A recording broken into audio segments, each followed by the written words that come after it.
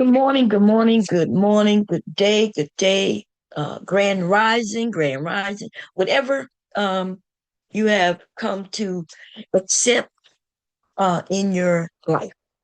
Okay, because apparently we have decided to reach back into history and decide whatever they meant back then that we need to stay away from it today. Okay, so I just want to put that out there. I hope y'all have a good night. I hope y'all had a great night, good night's sleep. I did. Um, and I decided to spark up the live and get things going to finish off where we left off yesterday. For those of you who are at work, you'll be able to wake up to a conversation um and hopefully it'll get you through your day. Okay. Um I'm gonna start off where we left off yesterday with the video. I had to go to a doctor's appointment, so I kind of knew that, I wasn't gonna stay on point. And I know when I let people up, they will try to change the conversation. I'm not going to allow that, at least for the first 2 hours, so we can try to get through this video. Okay. This is a woman's perspective. Remember, I am a woman. Uh, and if women come up and men come up, we can look at that also. But listen, when y'all come up and I ask a question, some people are long-winded with their answers. Okay, with their answers. And sometimes the long answers will throw off the conversation. I'm not even gonna lie, like it's like mental gymnastics sometimes. Okay. Sometimes I'm in the mood for that, and sometimes I'm not. Okay. Um, I'm not really in the mood for that this morning because I'm trying to work at the same time. What's going on, Trinity? So anyway, let's get started. We're gonna listen to these black men. Um, and you know, I give pushback to everybody who comes up. I don't really pay attention to the chat as much. Um, and that's because first I'm on the computer, second I'm in Zoom, right? Um, and I'm looking. There's a few things that I need to pay attention to. Here come this dude. Um, here come the interruption already. What's going on, Sugar Bum? This dude only comes up to talk about um, abortions, right? And I'm not letting you up. Right, especially right now. Maybe you could come later. I don't know. Okay, I'm not even gonna mention your name. Okay, so we're gonna get through this video because you have nothing to offer, dude. Right? When you want to troll, nothing wrong with trolling. I like trolls, but we're gonna get at least a little bit through this goddamn video. We're not gonna get through the entire video because I personally have never gotten through a whole video. I'm gonna be honest, like I don't like sharing other people's content. You know what I mean? I don't really do it over here much at all. That's not this type of channel. And I will review other people things, especially if I'm on their channels. But anyway, here we go. Let's get this rocking rolling, okay? Let's see, I can want to set it up like side by side only because I will be sewing and cutting some fabric, okay? And let me put, wait a minute, it's not, I don't see it. Hold up. To knock down a few things. We're gonna take this off. I'll hunt his ass down later. Yeah, okay. There's a couple of people that I have in mind to hunt down. Okay, just to be honest, and I will be getting that there next soon enough. Y'all already know what it is. Um, um, share. Let's see if it pops up. Yes, it did. Make sure we got the sound. We're gonna do it side by side, and let's get and let's go. Where we left off yesterday, I'm gonna back it up just a tiny bit. Okay.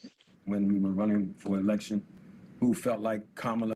Oh, I don't. The patriarchy of it all, we center ourselves, we're the ones that make it happen. And I want to say something. I was raised by women. Right. And I ran into some brothers a couple of years, last year, when we were running for election, who felt like Kamala couldn't lead. Correct. I said, but your mother ran the house. Right. And my mother tragically died when I was 4, but my sister who raised me was a gangster. Could take $1 and balance the budget like in 25 minutes, $100. So I think that in order to trust Black women, we gotta kind of like, I think you and I were talking about, or no, I was talking to my driver on the way over about holding yourselves accountable. 81% of people don't talk, and Black men have to. Okay, so yesterday I did mention that this man says that he was raised by, a woman, which most of us was raised by a woman, even if we also had our fathers or uncles or some men also helping, right? Um, and then his answer is that they got to hold themselves accountable.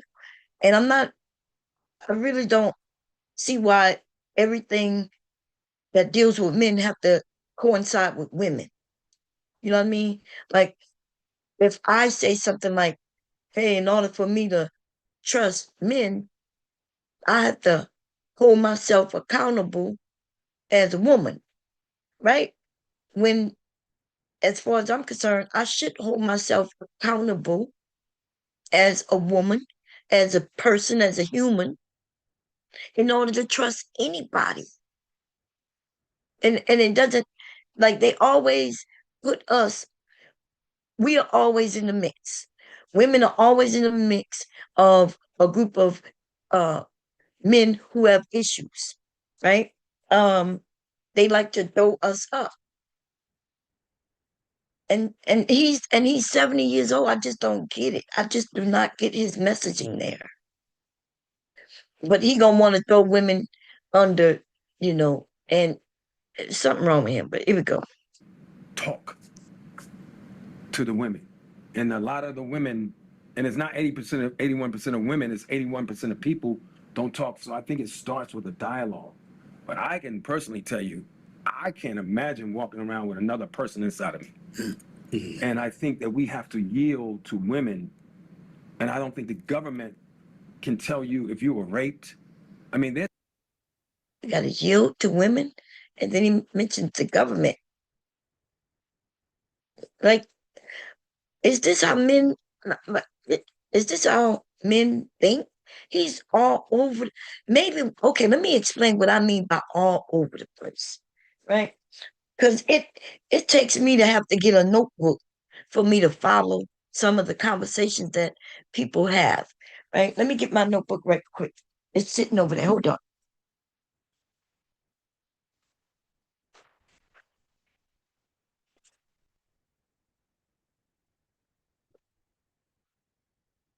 Okay. So I have a notebook here. I know you can't see it, but I do. I have 2 of them, right?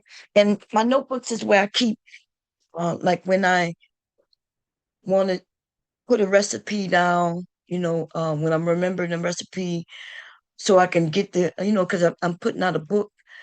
I've been putting out that book for a long time, y'all. It's actually done, but I keep adding stuff to it. Um, anyway, or when I have patterns, when I sit down and I decide, okay, I'm creating a pattern. So anyway, just my information notebooks. Okay. And for me to have a conversation with some people that comes up and him, it's all over the place. Let me explain. I'm gonna rewind a little bit. Let me grab a pen out of my purse. And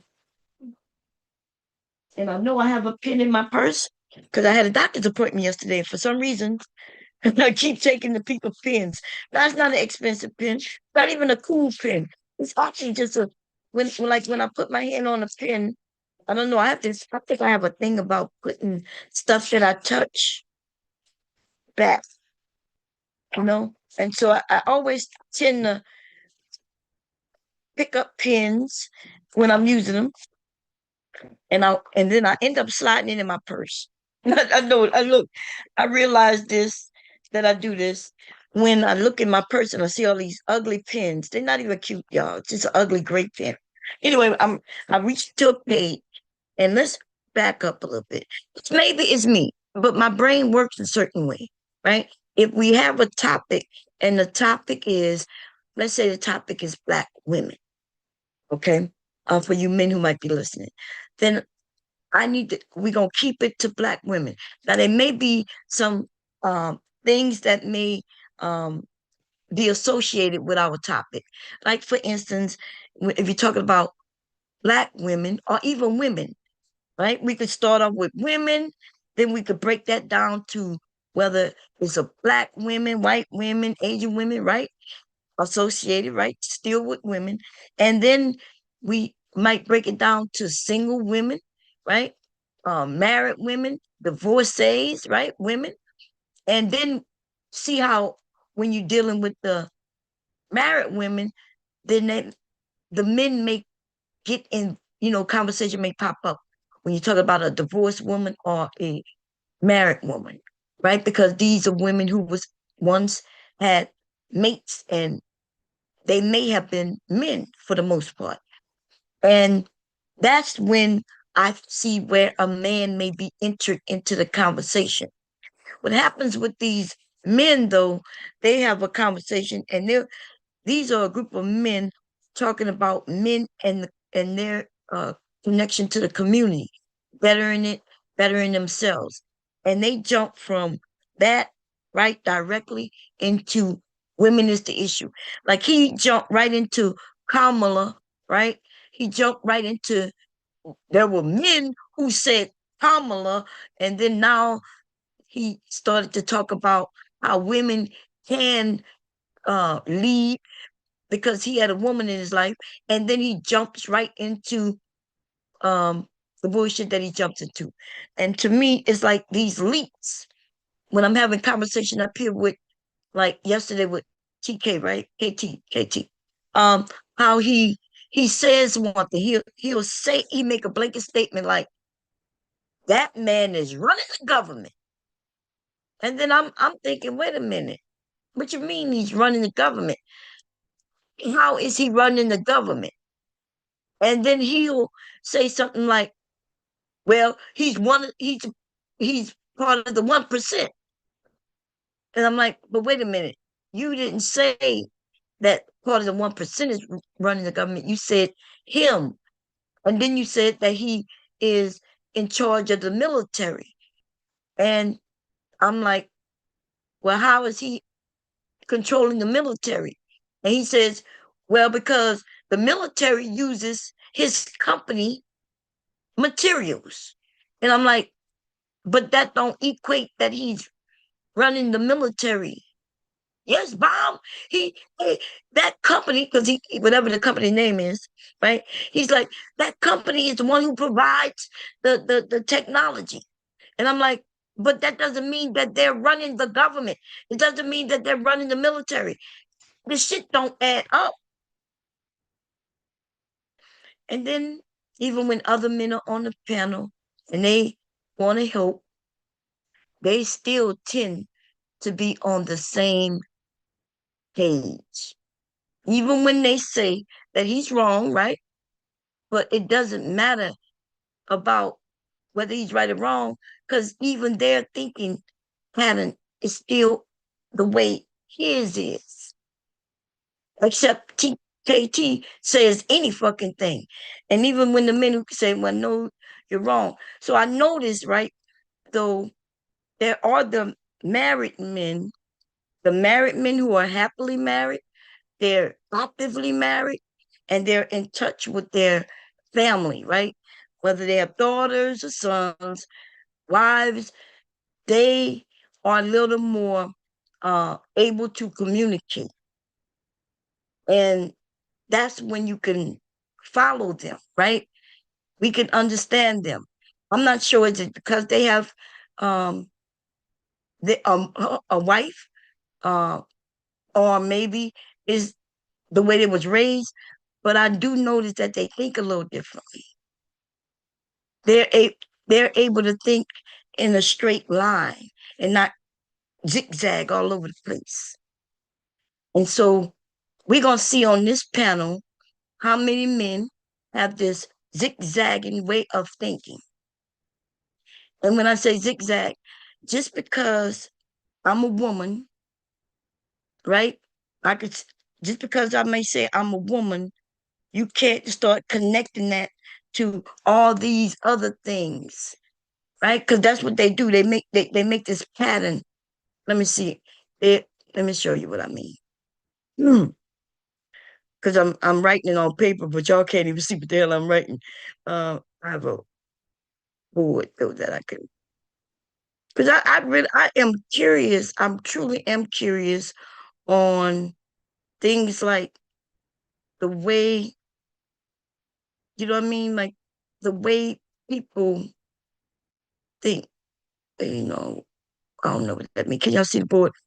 People be zigzagging like this in a talking pattern. Something they'll make me being a woman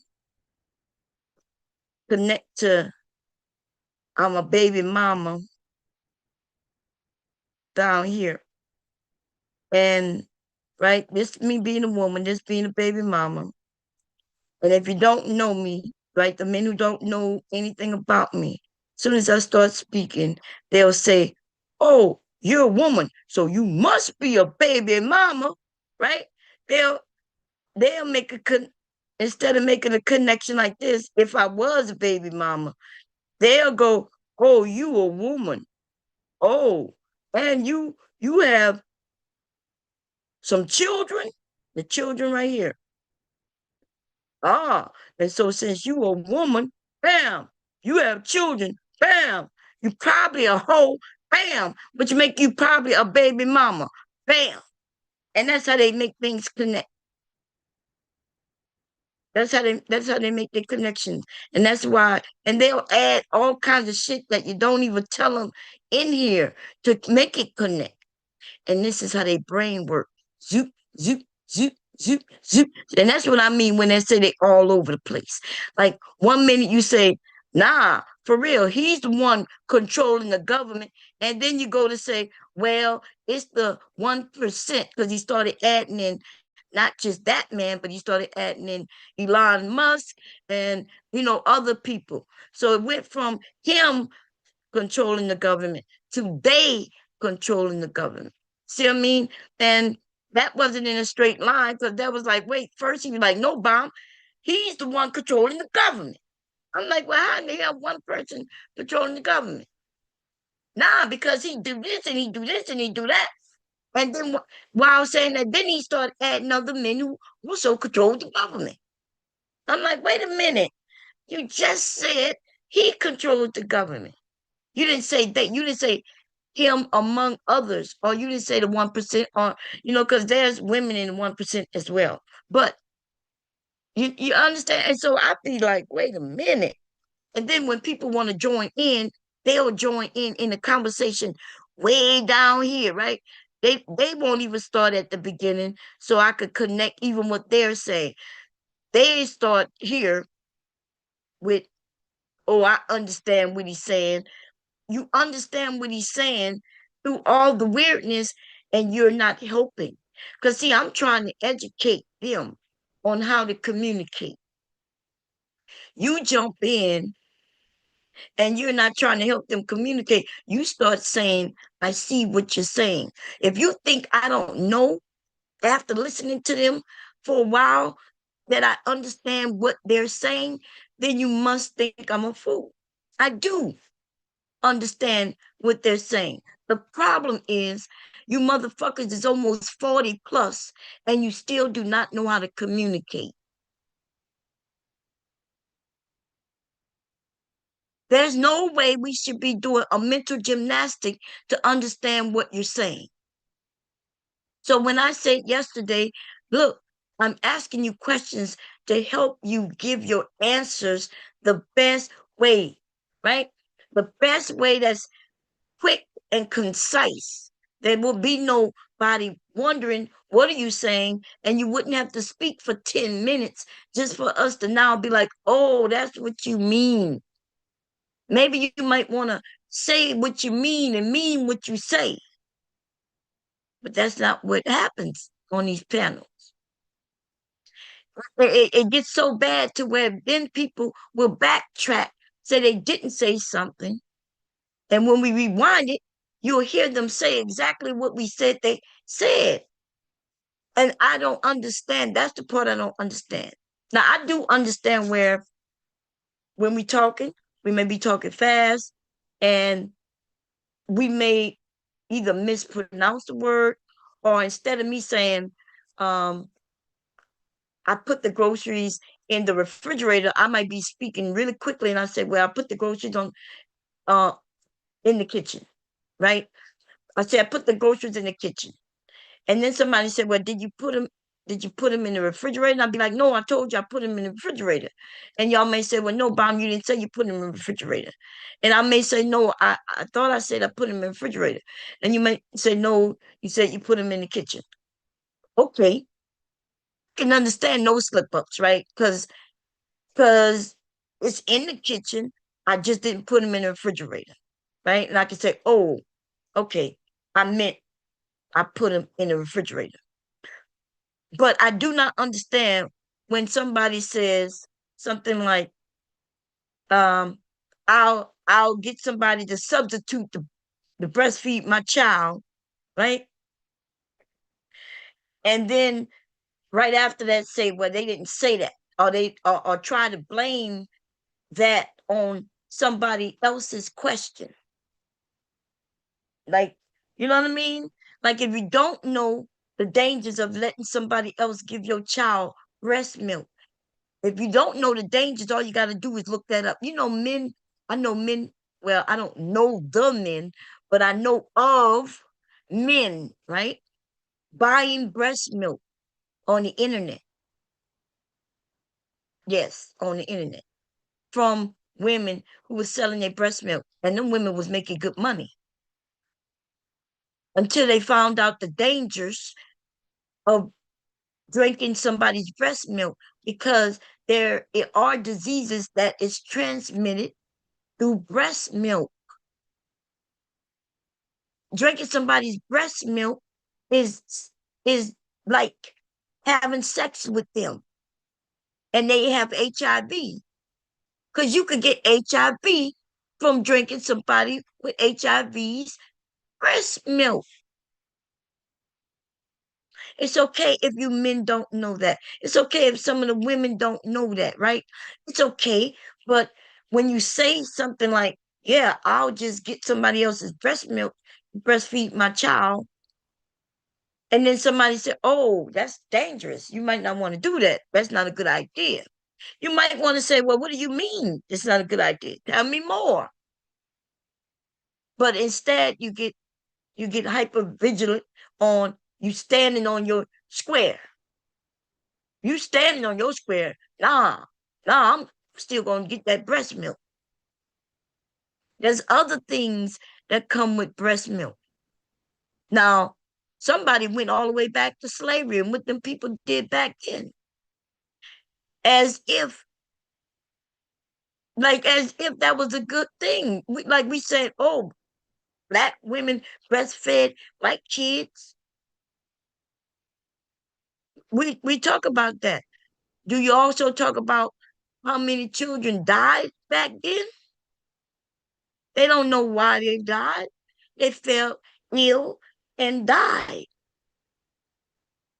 Black children and white children. We're not going to say that as well. Because, if I'm breastfed, I got to at least get my nutrition in for me and the baby. If they not, see, they didn't know all these things was connected back then.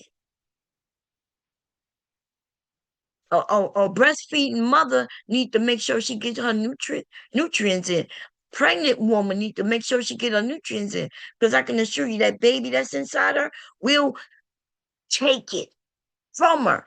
Every bit that she has, that the fetus need, it will grab it up. Women end up with bad teeth and all kinds of brittle bones during their pregnancy. The men never speak on that kind of shit. You don't never speak on that. You don't understand that her body is essentially an incubator for real. And now she does need the rest because she's tired, right? She does need to eat healthier foods and she needs to eat more often, right? She needs to be taken care of because her body is taking care of a sucking person. But that these men said, oh, just because she's pregnant don't mean nothing. You could see the pregnant woman standing on the bus and you won't get up to let her have a seat. They used to though. They used to. She would get treated very well by everybody around her, including the other women. Come and have a sit down. Are you okay? Get off your feet. The young, women who were pregnant, there's many of them who die. If they don't go to the doctor to find out that they have diabetes, right? Onset due to their pregnancy, when she dies and the baby dies. Like she's in danger of dying. And these men sit on these panels and they know not what that in which they speak of, but they sure will run their mother mouth though. But the thing is when they talk, they talking like this. Oh, well, oh, she pregnant? Oh, well, it's because she opened her legs. She did it willingly. We talking about abortion or just a woman having a right? Oh, she don't get to have a right because she had the right to open her legs. And she opened them willingly. And nobody forced her. And you know what I mean? And so she don't get the right to do nothing. But the whole time we was talking about was, should men and women have uh rights to their bodies? Rights to their body. That was the conversation, and it went on to nobody forced her. What's that got to do with her having rights to her body? Women not out here accusing you of forcing her. And then when we even talk about the forcible conversation, most men haven't been accused, but yet they speak on these panels like, oh, it's so dangerous out here because the woman could, all she got to do is accuse you. And I'm like, but has any of all the women you known in your life, anybody accuse you? No, Bomb, but you don't understand. I got a boy who had a boy who was accused. And I'm like, but how you know he didn't do it? Oh, that's my boy. My boy ain't got to do that. He ain't got to do nothing by force. Um, how you know he ain't got to do nothing by force? How you know that he just didn't? He just woke up that morning and felt like he wanted it by force. Maybe he thought no meant yes, because you know what I mean. These men start speaking for each other that you don't even know. Men, that's what makes you dangerous to women.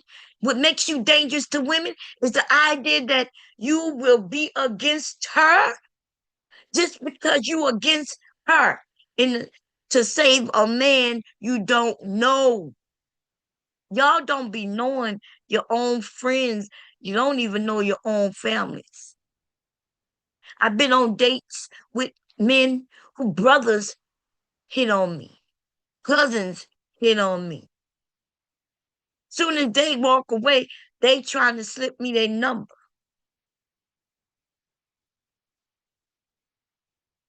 You know? And the thing is, I know a lot of you know what I'm talking about because some of you men, you are that scum motherfucker who probably tried to hit on your brother or your cousin's girl or your friend's girl. You know exactly what I'm speaking of. Okay. And that's why y'all say, well, women, look, I was on the panel and the guy came up and it was so crazy. He was like, well, you women got the options and the men, like it was crazy because it was the opposite of what the men on the panel was saying. And I was just like in awe and giggling and laughing. And I was like, look, he's saying the opposite of what you said. While they was up there like, yeah. But they had just for like 30 minutes said something completely different than what this man said. Then all of a sudden they're like, oh no. Like when I say, hey, he's speaking the opposite of what you just said. Now they like, well, I have to disagree. I have to disagree. And they disagree with him on such a nice level. It's like a friendly disagree. It's like he puts his penis in his hands and strokes it and say, I disagree with you while he's stroking his penis. Look, he's stroking it evenly up and down like this, right? Making sure that he's working around the head and everything like that, right? Stroking him and saying, well, I'm gonna have to disagree with you. But when they disagree with me, it's like, nah, Bob. And then they talk forever, telling me why I'm wrong.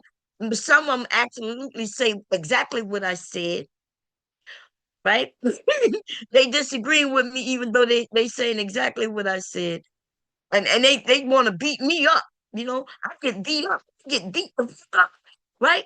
Even though they agree with me, but when the one who they actually, well, I disagree with you. They open their mouths and put some lips, cause these niggas be having some big lips. I got some big lips too. The niggas and they open their mouths wide, right, like that, and this their mouth. They stick their tongue out and they touch the head of his penis. When they start stroking. Y'all let me over here. Be stop. Gotta stop. Line up, mom. It's Friday, y'all. It's Friday. I'm being messy to the motherfucker. They open their big mouths. They got they look, I don't know how to draw y'all. Okay, but they got some weird shaped lips. Okay. And then they open them up. And then we got a penis over here. Now I know how to draw one of them, okay?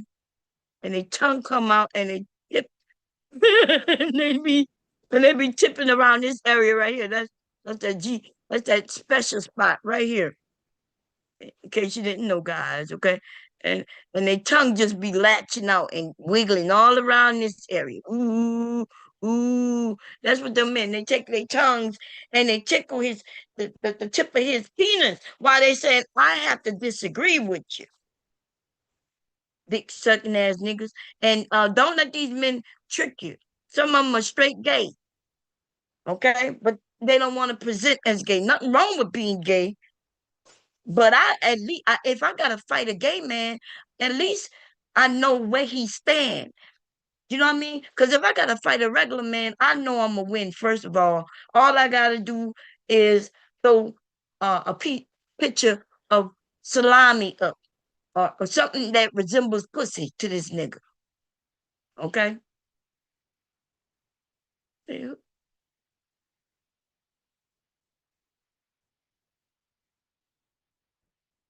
Okay. Anyway, let me get back to the story at hand. Okay, the video at hand. Y'all know I'm crazy, so just go along with it. Just go along with it. Nothing wrong with it. Okay. This is the normal me. Crazy as a June bug. Okay, let's get back to it. That's with a dialogue. But I can personally tell you, I can't imagine walking around with another person inside of me. And I think that we have to yield to women. And I don't think the government can tell you if you were raped. I mean, they're talking about if you were raped or molested, that you have to have that child. I don't think the government should have any say in that. Along with women having a choice of their bodies, we also have to teach our daughters and sons how to be responsible. Yeah. Not rely on the plan B, because abortion shouldn't be used just so you can all go out and have a good time. Right. Okay. And this is one of them bullshit ass stories these men say. You gotta understand when they're talking about abortion the way he is, he's referencing the woman. He's like, abortion shouldn't be used as you go and have a good time. And they're talking about the woman, right? They're not referencing the man because the man is not going to have no abortion. So that's one of the falsehoods that's out here, where women are just going and freely just having all sex with all kinds of people.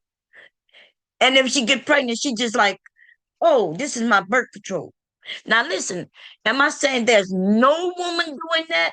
I'm not saying that. I don't know every woman. But I can tell you the ones that may be doing that, they mentally ill.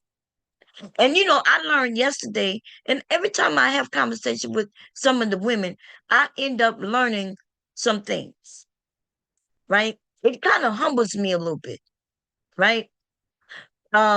Because I would have said that women, when they get pregnant, that they're not keeping these secrets the way the men are saying.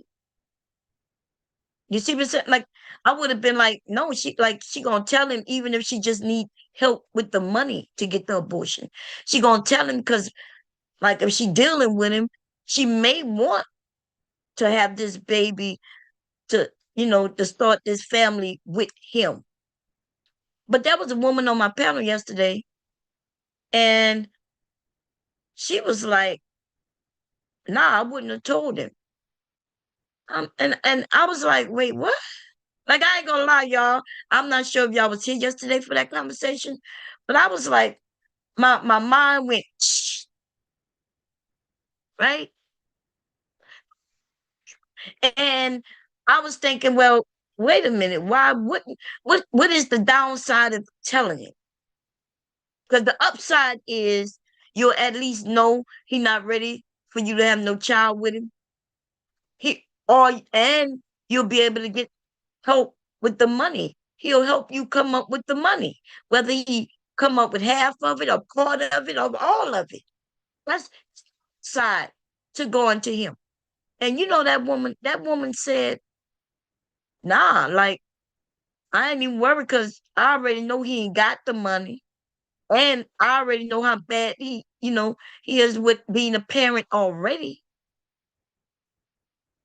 And I ain't gonna lie. It took a lot in me not to go whole, like, because I did ask her some questions, I did push, and that was me holding back. That was me like, I kept saying, Mom, don't do it. But I had no, the question just came out my mouth. But the truth is, that was dumb as, like, I was like, damn, what? And then this is the thing. We on the internet, ladies, talking about how stupid we are. For what? Now, this is the thing. It's Friday, but it's still early. Okay? It's Friday, it's still early.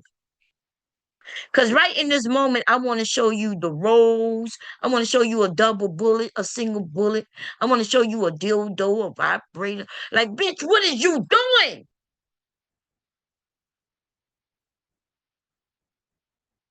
Fuck is you doing? You mean you are sleeping with ain't shit ass niggas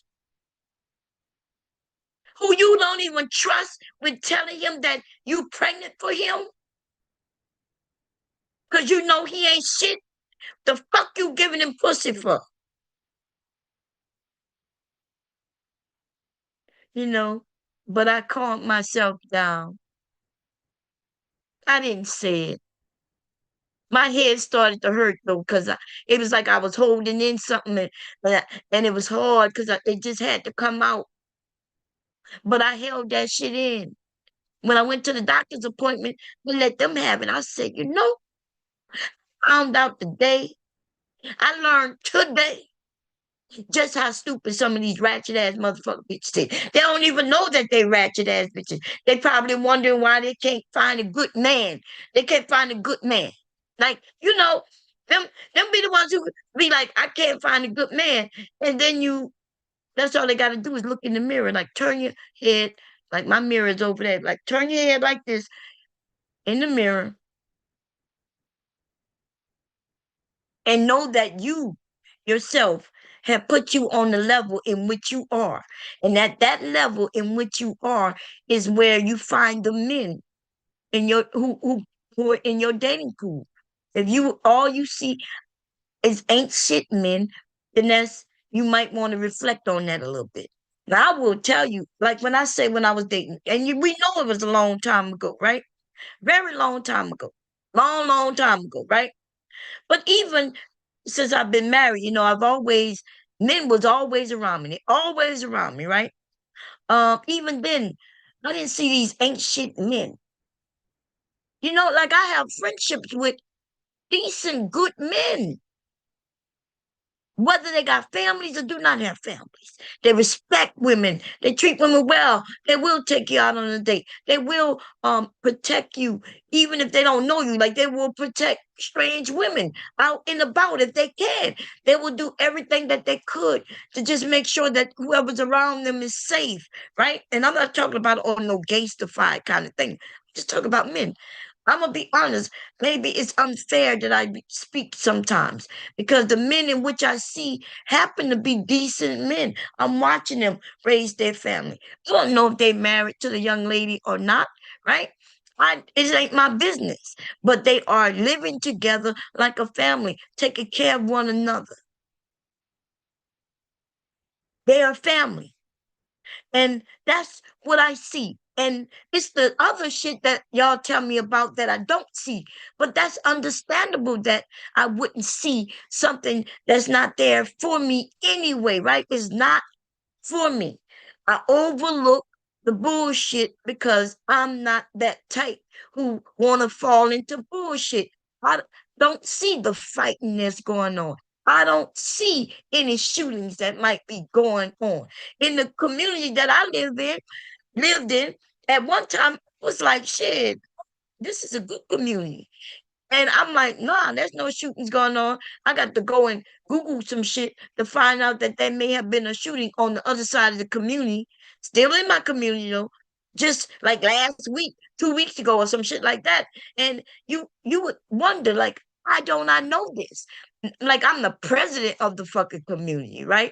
Which means I'm the one to get out there and make sure everything is good. The yards are done. I'm getting to know the people that we got make offering them anything that they may need for them and their children, homework clubs, they need help with this, need help with that. What do y'all think? We're gonna redo the park, right? We're doing all that kind of shit. And I didn't even know about the mere shootings that was going on. And you would think, well, Bob, how don't you know about the shootings? And I'm thinking because when I'm in that park, I see kids having fun. Everybody's surrounding me. All I see is people having fun and being happy. I don't see all that other bullshit, but then I guess that's because I'm beyond that, right? I'm not looking for that. I'm not in that lifestyle. And so I don't see it. It goes to I don't see bullshit as men, right? I'm learning about the bullshit as men seriously from the internet. From the internet. I've seen in the community that I lived in, right? I used to walk around the community I used to be in the park with the kids. I was very active. And the men who I knew were selling drugs. The men who I knew were selling drugs, they was very respectful to me. If they was doing anything when I passed by, they put it away. I would see them right as I'm walking up and they hurry up, whisper to each other, and they put that shit away. Not because I'm a snitch or anything, out of respect. And I would say, "How you fellas doing?" And they would say hi back to me, right? Like the fucking and that's why I respect black men. Like you couldn't have tell. And when I first came on here, I wasn't saying nothing negative about black men. Nothing. I lived in a community where I know, like I watched them men who sold drugs, right? Because we always knew who they were. We knew what house it was, right? Um, if they knew some shit was going on, they would tell the kids, get out of the park. Hey, y'all get out the park. It was weird because they telling the kids to get out the park. The kids want to know why. They telling, hey, just get out the park. Uh, half hour later, a shooting going on in the motherfucking park. They buying the kids ice cream, during the summer. And I took notice to that. Men just helping out their community, even though they may have been selling drugs. And the people who they were selling drugs to was people coming into the community. That's the one thing I didn't like. These white people coming in, the traffic coming in to that house, buying drugs and leaving. What's up? Is that you, Brownsville? Hey, peace and love, Queen. Good morning. Now Good morning. this is you waking up and doing another. This ain't the same one from yesterday, is it? What you mean? The, the stream. You mean the video? Yeah, Are you talking about I'm talking about your stream. it's a new stream? Yeah. Okay, good. Because I want to make sure you getting your rest. Oh, You know. okay. Yeah, Yeah. I yeah. just woke up. Yeah. Okay, good. Because that rest is important. That's what our healing comes. With the During rest, those huh? times. Yeah, Yeah, that's true. yeah. But how you doing this morning? I'm doing okay. Just talking about some things that I noticed in the conversation yesterday, and I'll be learning things from y'all, from people, everybody, and um, and I realized that, like you yourself, right? When you speak, I do give you pushback, right? And but when you speak, you're concise in what you're saying. I think you be thinking that we don't understand what you're saying, but you're very articulate in what you say. But we gave you pushback on this tiny thing, and we was letting you know, no, we agree with you, everything else. But I was just, from a woman's perspective, just speaking on, the part about the children, speaking about the children on how to talk. So nothing wrong with us disagreeing. Right, But right. This and I not. know that Yeah. you wasn't. I knew I was never putting you in a spot where claiming that you might be out there harming children in any way. I want you to know that I wasn't even insinuating that. Nah, I understood that. I Oh, just okay. think there was a misunderstanding with because it's a full scope and listening to you this morning, right? And that's why I was asking the questions to you and the Queen PH Diva because mentorship is important, but I believe more than ever that it's important on both sides. We need a woman who have the knowledge, wisdom, understanding, and the experience and the moral compass and the time to go out there and mentor other women, right? Because you just articulated, Queen, that hey, you didn't know that there's certain things that you thought that should come early on with women that they're struggling with, right? Hmm. Discernment and figuring out, how to identify a wolf in sheep's clothing, how to identify somebody who um is not good for you, right? You said you have that situational awareness and you understand what to look for, but you learned that all women aren't equipped with that same level of discernment.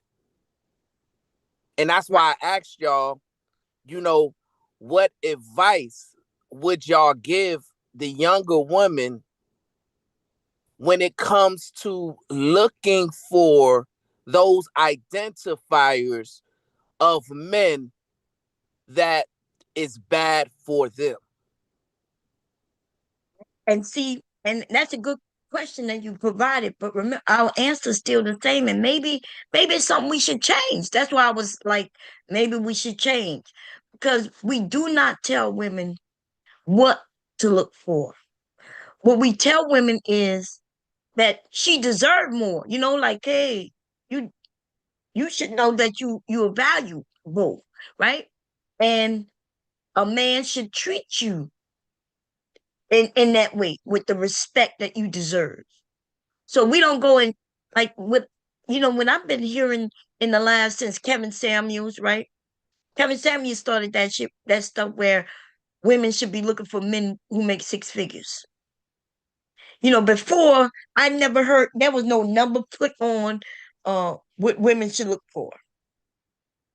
A woman, whatever she finds that she desires, then she will develop that desire herself.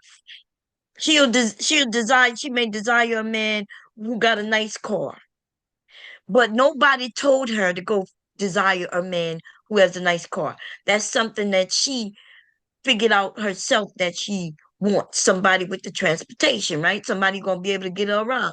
Somebody where she can stunt in their car, somebody. Those are things that we women figure out on our own. And that's why you have some women who don't care if a man has a car or not. And some women who, yeah, he got to have a car. Some women say he got to have a nice car. Because I've never had, even my grandma, they never told me that I need to have a man who got a car. He got to have this amount of money. He got to have his own apartment. Like, it was more like, hey, you deserve certain things. And you should get with a man who's gonna give you those things and respect you. Am I making sense or am I rambling? Because sometimes I feel like I'm not connecting. No, You I making understand sense. what you're saying, right? But Wait, as hey you Brownie. Wait, I just want to say hi to Brownie. We got two Browns up here. We got Brownfield and Brownie. Good morning, So, Brownie. good morning, y'all. Good morning, Brownsville. Good morning, peace Bomb. and love, Queen. How you doing this morning? Yeah, let's I'm hear doing what Brownie well. say about what I said, because she might be, she's a different generation and she might Yeah, not. yeah. Go. What you think about what I said as far as women teaching women, Brownie?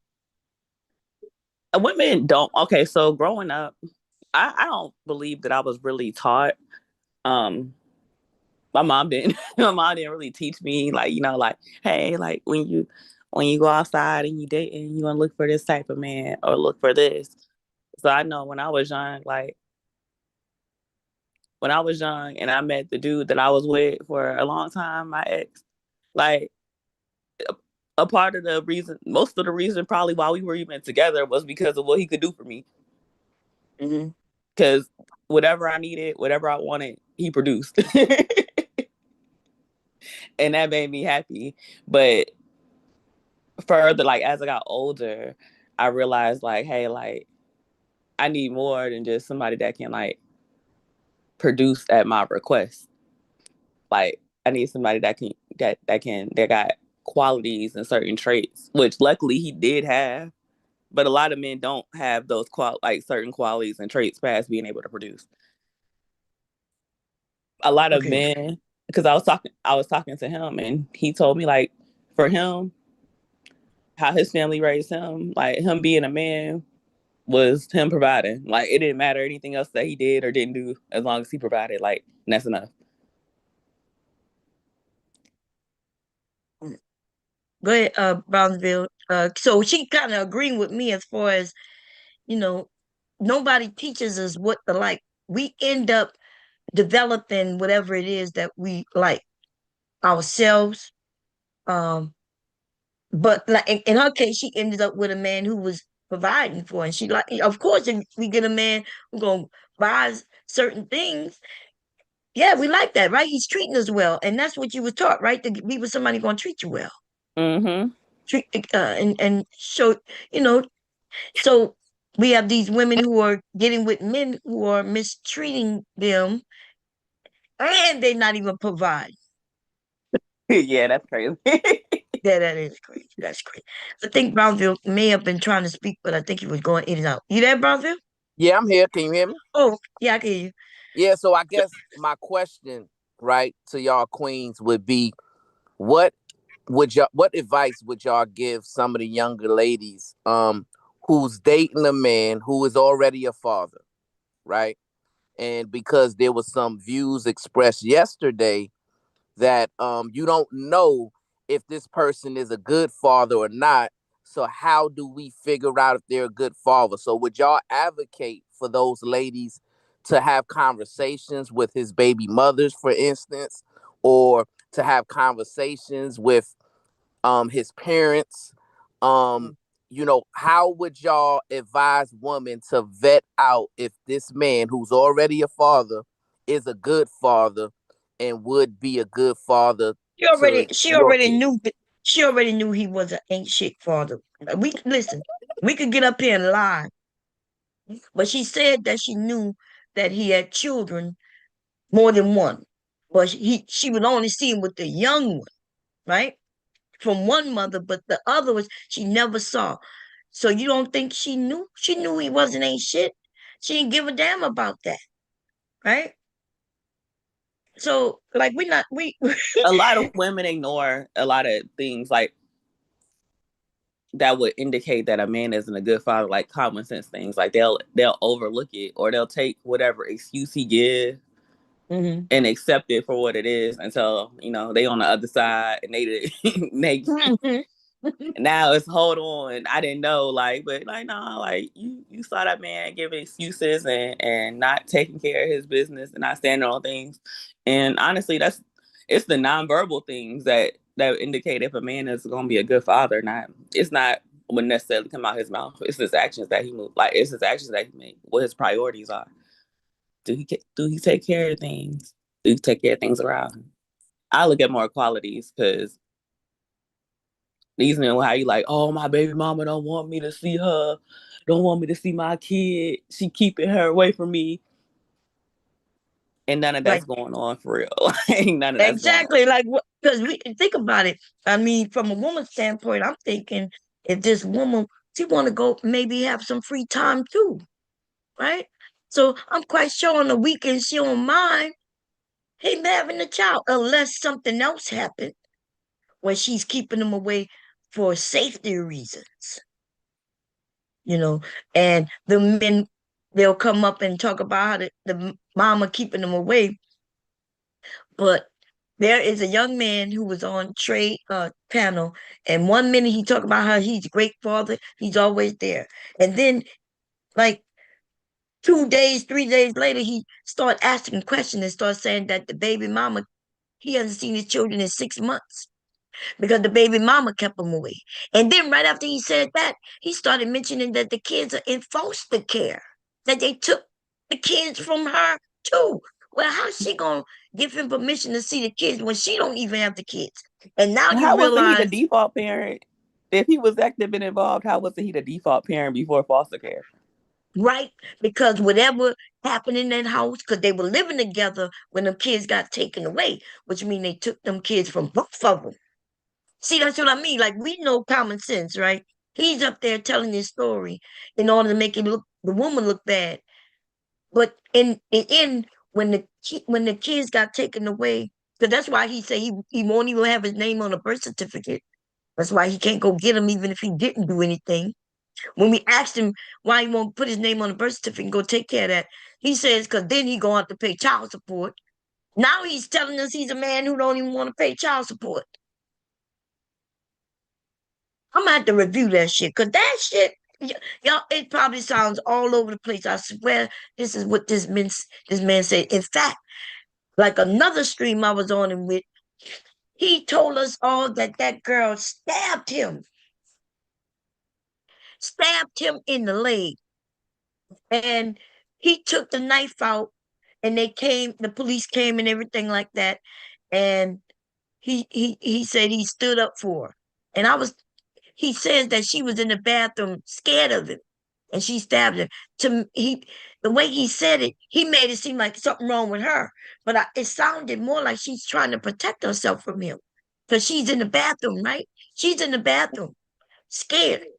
He goes in there probably doing whatever he doing to her, and she's protecting herself with that knife. So can I ask y'all queens a question real quick? Mm-hmm. This happened in your area, by the way, New York. So you live in New York. So what so do you believe that a good indicator of somebody's character, whether they can be a good father or whether they're going to be a good partner to a woman, do you believe a good indicator is the relationship that they currently have with their baby mother? Right? A woman who they've already had a child with. Do you believe if they have a contentious relationship with that woman, is that, or can that be an indicator on whether or not this is a good person to build in a relationship with, or is this a indicator of what maybe he'll have a difficult time being a good father? It depends on the whole situation. Like if they freshly broke up, you know, and they have some contention, it may not be an indicator because she may be giving him a hard time, and vice versa, right? But um, if he, to me, I wouldn't deal with him if he still don't have rights with his children because all he have to do is go and get his rights, go through the courts and get his rights. If he's not doing that, then that lets me know he don't really, he's not really interested in them children, because he's not handling his business.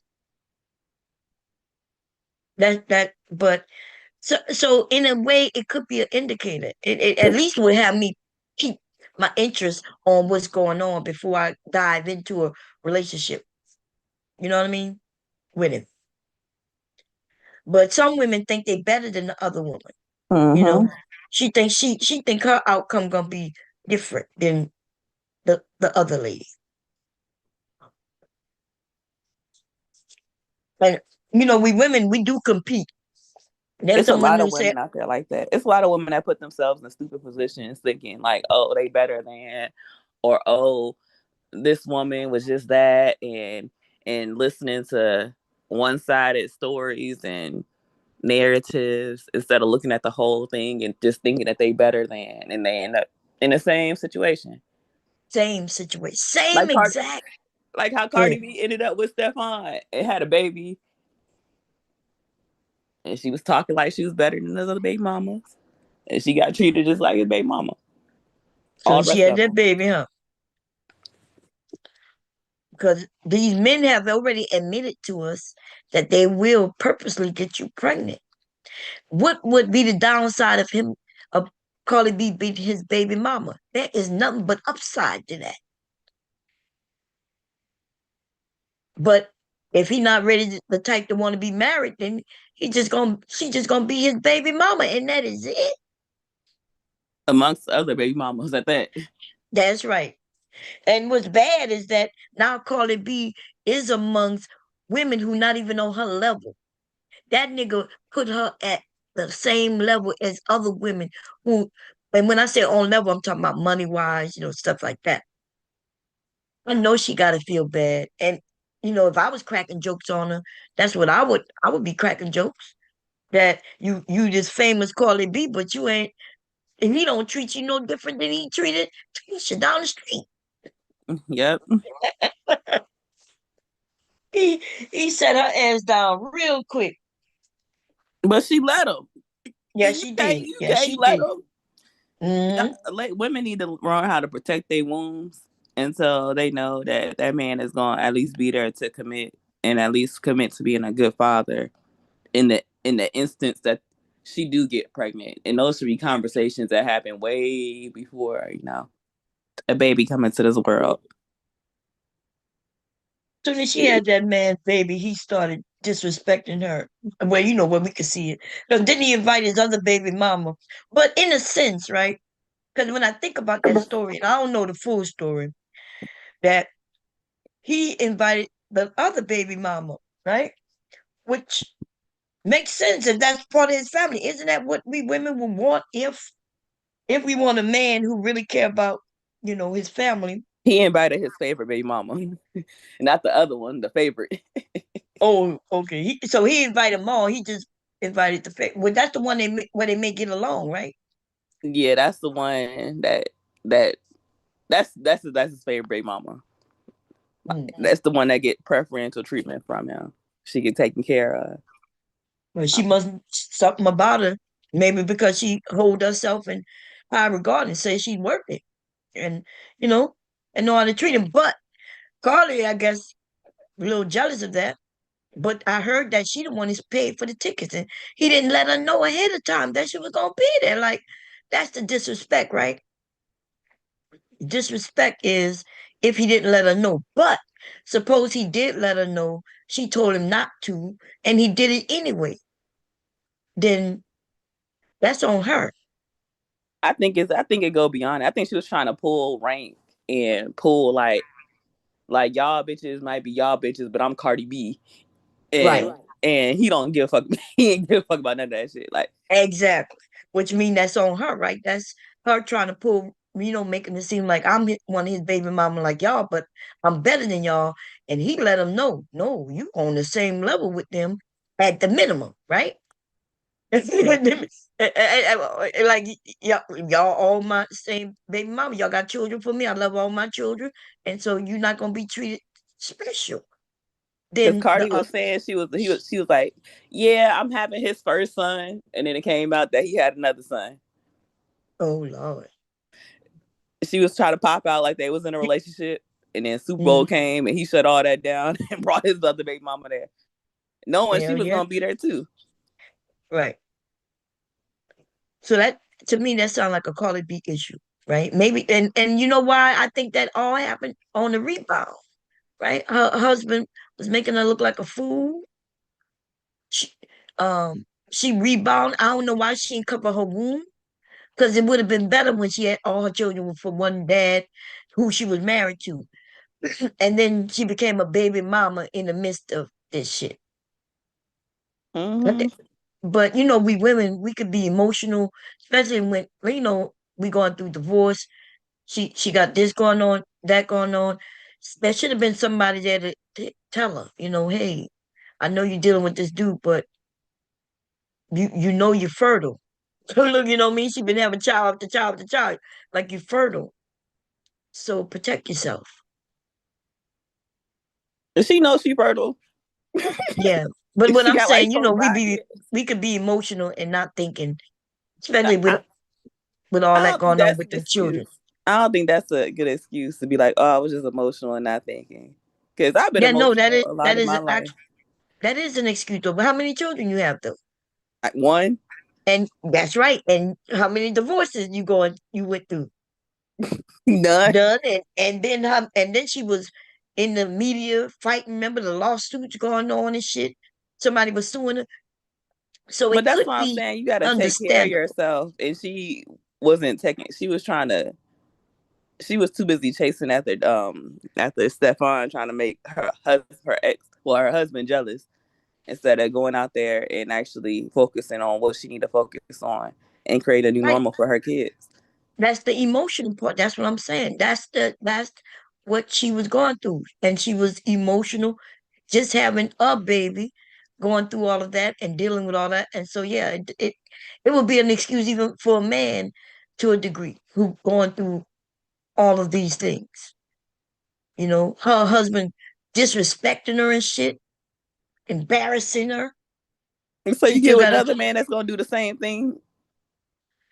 No, I'm not saying that she did something right, but what I'm saying she wasn't in her right mind. That's why she needed people around her to be like, hey, are you taking your birth control pills? Like, you dealing with this man. Do you, or asking her, calming her down and say, do you want a baby for him? And then the light would have went on to say yes or no, right? And if she no, then she would have then start taking the precaution. But if nobody's there to sometimes control, stop you in the midst of what you're going through, because you're erratic, right? Remember, she got these little babies. Her kids is not that young, and she's dealing with all kinds of things that we can't even imagine. Somebody should have been there, like a parent, or somebody who can say, "Hey, are you taking care of yourself?" She knew she was. She didn't even tell her mama she was pregnant. She she announced it on Gayle King. Right. And that's what I'm saying, But right? but you gotta use more responsibility and tact than that is what I'm saying. And when and she's not the average person, so she has more than enough resources and things available to that, so where that don't have to be a thing. Apparently not. Because nobody, like you said, first of all, she didn't even tell her mom, probably out of sheer embarrassment, right? Because she's not married to the man she's pregnant with. Um, and so the people who should have been there to let her know, calm her down and help her, they wasn't there. And they may have been tried, and maybe she was, you know, and because I remember what was going on there. She was being sued. She was going through a lawsuit, fighting rumors, right? Somebody was suing her, claiming that she fought him, while at the same time she's fighting her husband, who wants all this money from her. At the same time, she already got two little ones. At the same time, her business where she got to do this album. So yeah, I think from a woman's standpoint, in the business that she needed some assistance. And we can't say just because she had the money that she had that assistance. I seen her online and you could tell that it was something going on with her. And I kept saying she was pregnant because I'm looking at the things she had on. I was Yeah, like, we all she knew she looked, was pregnant. She was lying. yeah. Even when that lawsuit, she had a big corset on, bigger than her breast was going. It looked crazy. It looked like She she had had on a pregnant girdle on, yeah. a maternity And girdle, trying to suck it in, looking crazy. yeah, that did look crazy. Yeah, I remember the outfit. I was like, she is pregnant. But when pregnancy is supposed to be a happy time, happy time for her. And see, that's why, and I want to see if y'all would agree with me on this, right? Because I feel like, and I think that a indicator of somebody's character is how they treat the mother of their children, right? That's Mm-hmm. a true indication of whether or not this person has good character, because um every man should know that if you make life harder for the mother of your child, that's going to negatively affect your child in some way, because we understand that when a mother is stressed out, that's going to, 9 times out of 10 trickle down to the children. The children are going to be aware of that. If she's struggling with something, that's going to be um you know something that's going to affect your child. So if that is not in the mind of a man, when it in regards to his children, and he's not um talking to the child's mother in a respectful way, I think that is a person that you need to have your guards up. I can No, I agree. think, yeah, I can agree. To a degree, I agree to a degree. Because some that we know that there's some women who just um who will make it hard. Yeah, and I've had On pur- experiences with men that were real respectful and very nice, and they had women that came into their life where them women made their life hard, and you could see the decline. Like, so you could see that, I don't know, so it would be like in those type of situations, there would be some animosity there. It would be some other issues going on. right. You know, um, and even though I know you would say he still should remain a man and things, you can't tell a man to respect a woman who might be setting his car on fire, stalking him, getting him fired from his job, you know, chasing him down. You, you know, you, Trash in it, his it, house. Right. calling the so police on them, and all that stuff, like all that extra. right. So we got women who are doing that type of shit. I don't know who taught them that was the way to get what they want. That's ridiculous. How me trashing your house gonna make you want to invite me back in? Look, I knew this one dude. His baby mom, his baby mama had a kid before he had a baby with her, and she was going through like homeless, like risking homelessness. So he was a homeowner, and he was like, "You can move in." He's like, "You can stay with me." He's like, "You got your other kid can stay with me too." Man, we came over there to see that man. He was talking about how he was getting beat up. She was beating him up. His house was trash. His house was like hoarders. And when I tell you, every time we came over his house before that, his house was clean and very orderly, very organized. She had his house looking like hoarders. She was not working. She wasn't bringing in no money. Mm. So my question for him would be, what attracted you to that woman to put you in a mind state that you wanted to bear children with her, He was right? casually sleeping with her, and she And got that's the pregnant. problem. That's the problem, right? So I don't have empathy if men are out there, and it's not really necessarily against having the casual relationships. It's the irresponsibility that's attached to that, right? Because Mm-hmm. if you're out there dating casually and you're doing things in an intimate way casually, at least you can protect yourself, right? And put yourself in a position to not bring a child into that type of an environment.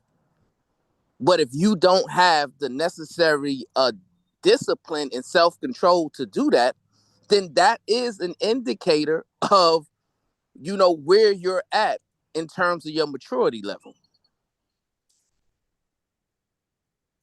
Yeah. Yeah. And plus it depends on what is their maturity level. We talking about young adults, very young adults? Are we talking about 30-year-old plus?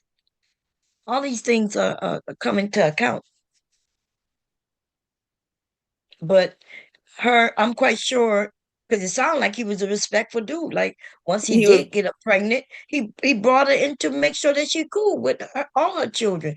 And then she, you know, destroyed, she so was beating that man up and everything. Like and he not no big dude. She bigger than him. So I know like she beating him up. And it's like they was talking about how she's some hood chick, and she just, I don't know, like, and just going and seeing him and visiting him, like you could see like he was changing, like it was changing him as a man. Like his energy was different. His mood and temperament was different. And see, that's the yeah. thing, right? So I don't believe that that's a strong trait for a man, that he matches energy with his woman, right? Yeah, I That don't is think he did that, right? She didn't No, say his that. his energy was disturbed. It's not that he was mashing it. It's just that it was disturbing his energy. Like her being around and her doing all of what she was doing, fighting, all of this other stuff, just like destroying his environment. Like it just had his energy. Like it changed him as a person. Like it changed the way, probably his perspective on things. right. But I would argue that his perspective should have been a certain way prior to him being intimate with her in an irresponsible way. Why he liked her? Like I'm not understanding what you're saying. Look, you can have a They man should who have been in likes a a woman. committed relationship, at least at the minimum. Right. But not So but just to not because be in a he liked relationship. her, Queen, just because he liked her, that doesn't mean you make a baby with her. That No, doesn't make sense. I agree with that, but that's how babies are made, the way they're doing it. Um, so are you saying though, if he would have been in a committed relationship with her, things would have been different? Because he did move her in, and she destroyed his house. No, what I'm saying is, if he would have had more discernment, to her character, right? Instead of being led by probably the way she looked, her body, um, the lustful features that she probably exuded, right? You got to dig deeper than that. You got to be able to discern her character, right? That's the bare minimum to know what type of before woman she is. you become irresponsible in your intimacy.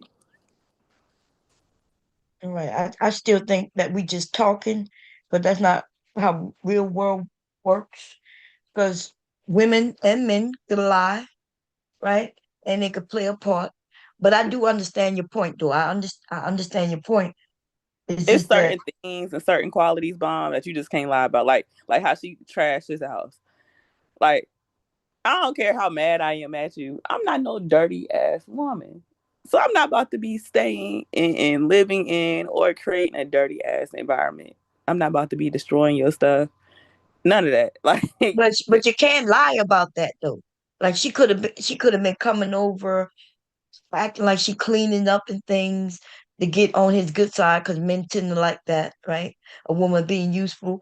But then when that might not be the way she actually lives. So you absolutely can't lie about that. yeah, There's a lot of things that you but can lie that come about. with that come with getting to know somebody, because you can't lie about that for real. Because you can't. People show their cleanliness in a lot of different ways. So like seeing how they move, like just seeing the way you move in your own environment, not just when you come over here. Like if I come over your house and your house trifling, but you come over my house and you cleaning up, that's performative. Like Right. if or That's if we've been performative. together for a minute, if we actually been together and in a relationship, and the first year you was up cleaning it and doing all of that stuff, and then you not, then a year in you comfortable and you kicked up and you not cleaning, and it look chaotic and crazy half the time, like, but that comes with actually getting to know that person for real. And I don't think he got to know her to know that, like, that she had the traits of being a woman that would be comfortable in creating and living in a dirty environment. Yeah, I mean, I can see that point. I see it from another side too. But if you say he never went to a house, then that makes sense, right? Because I thought you said they were No, I don't know. dealing with each other. I don't know if he went to her house or not. But I'm just saying. I was just using it as an example. Like you go, Oh, you okay, know. so if he did go to her house and he saw that she was living based on like you said, he should have saw it, then he did see it. Unless like maybe something happened in between her having that next baby where all her energy went away. Something could be happening going mental after having another baby. I don't know, but it's not as simple as everybody is giving, all you got to do is sit back and watch somebody and you'll know. Like I Well, changed several times within my marriage. Me and my husband didn't even know each other when we got married. And we still married. So that's what I'm saying. Like, did y'all know each other before you had children? oh, before we had children, yes. Yeah, that's what we're talking about, right? That's what I'm Uh-huh. advocating for. Before you have children with a woman, the bare minimum is that you should know her, right? You shouldn't Hmm. get to the point to where you're having children with this woman and you don't even know her, and now her characteristics and mannerisms are surprising you. Oh yeah, no, I agree with that. But men don't really pay attention to women like in those details anyway. And that's another problem, right? That's Yeah, another that is. problem. Yeah. Even on these panels when we have a conversation, you and maybe Kulu and a few of y'all y'all pay attention to you women, right? But most of these women, I mean men do not pay attention to women. And that would include my husband, by the way. Okay, so I'm not just making this up and talking about the younger people. Still in 30 something years, there's some things that he still act like he don't know. And then y'all men though, these men would get on and say, well, yeah, we men are simple. And we like this and this, and we're simple. Even my husband, like he had a whole spiel on how simple men are. Like when y'all go shopping. You know, the malls are set up a certain way for men. The main stores where y'all would go and shop, they're gonna have a door accessible to the outside where you could go directly in that store, get what you're getting. Right when you open the doors, the men's shit is right there, which is that's how that shit is. So men can get in and get out. Y'all don't want to window shop all through the mall. Um, yeah, he explained all that. He explained also how y'all see colors. Like there's a whole video where a wife told her husband to go get her some pads with wings. You know, for and these niggas came back with pads and wings. You know, you seen that video, Brownie? Yeah, but I know what you're talking about. They came back with pads for her and some chicken wings, y'all. And it was like, you told me pads with wings. And she said, yes, with wings, not pads and wings. And that's how simple men are. Like y'all hear certain things, but y'all may not.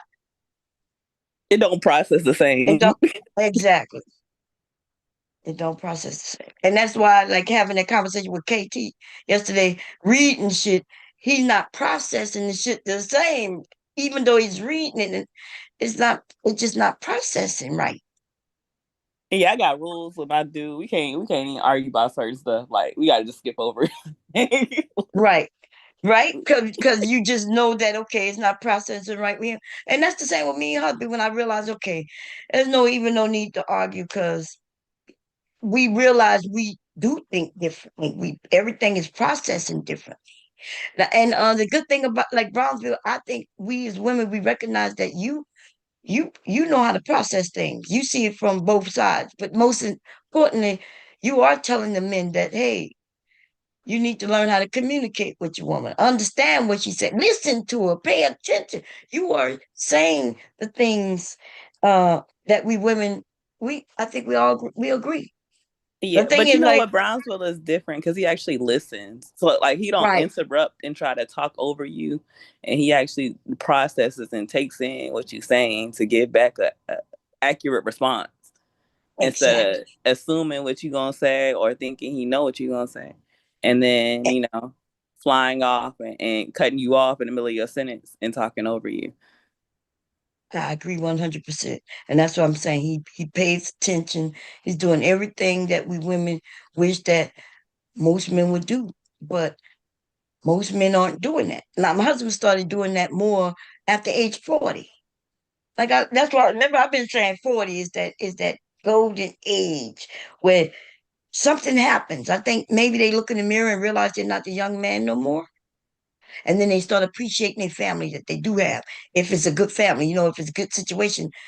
But before that, they still want to be young. They still want to act like they, 20. And they want it their way.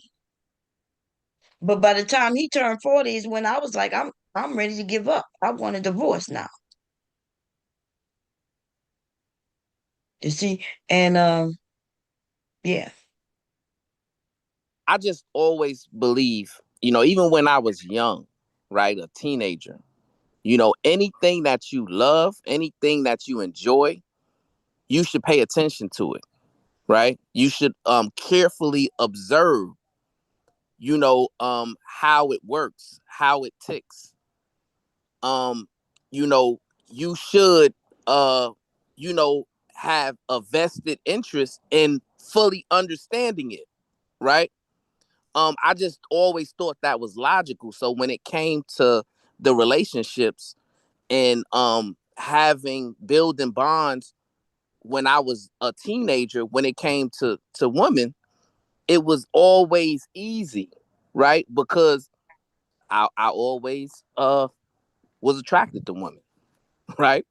You know, I enjoyed everything about a woman, so I wanted to know everything I could know about a woman, right?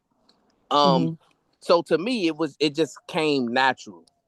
And I don't understand, you know, the men who have a difficult time, you know, with that if you claim to have always loved women, You know what I'm saying? That doesn't make much sense to me. No, I see what you're saying. But yeah,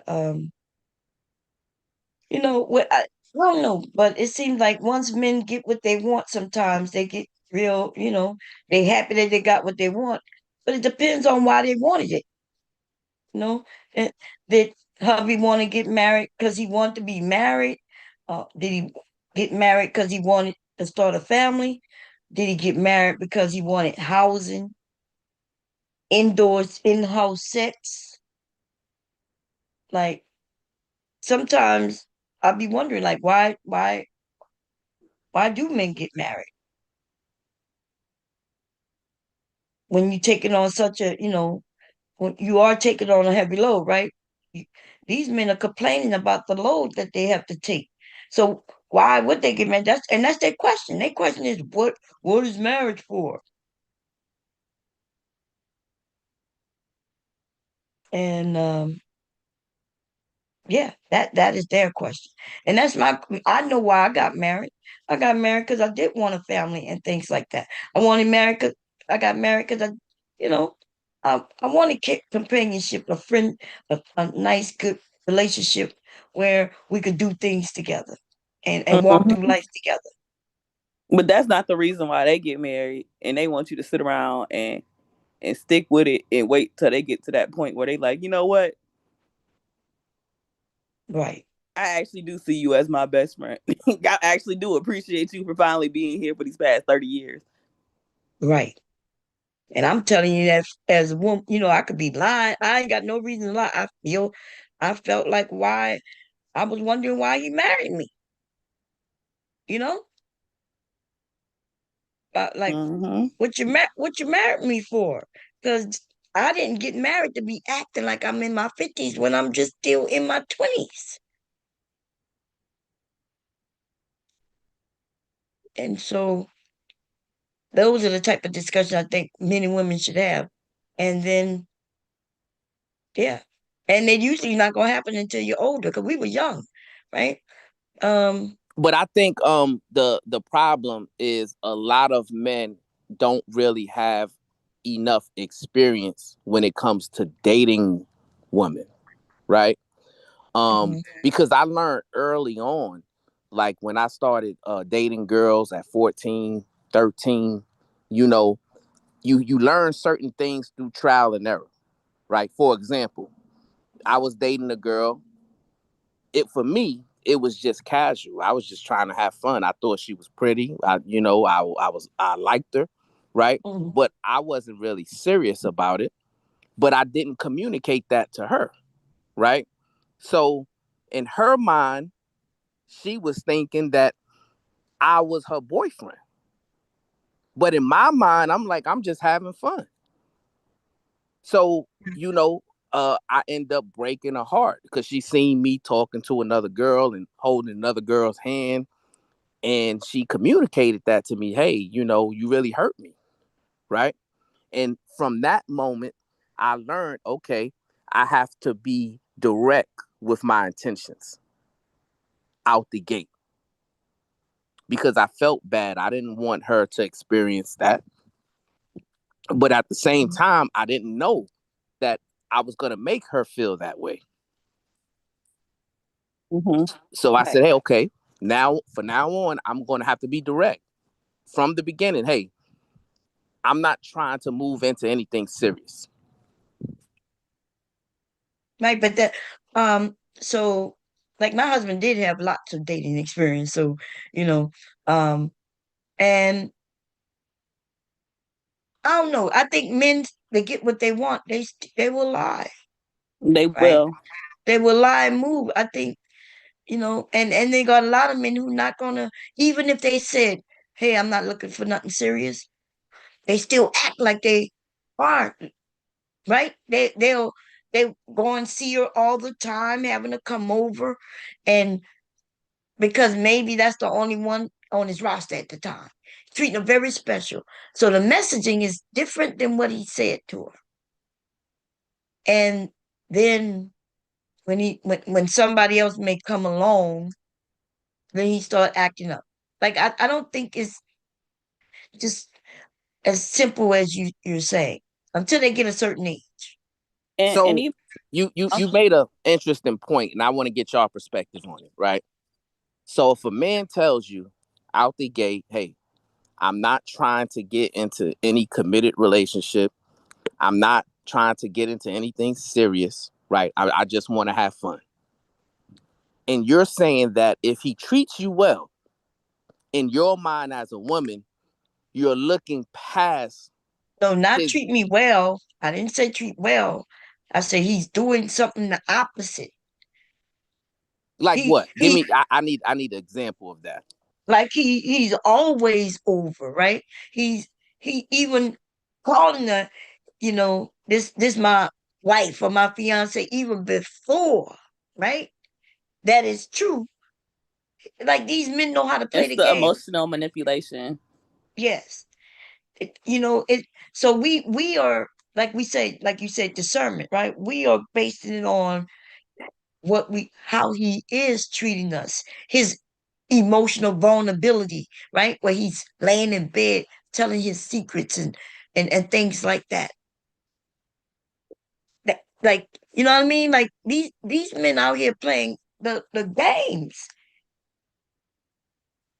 Even I was talking to a guy recently, and he was telling me, he was like, "That's what's wrong with you women."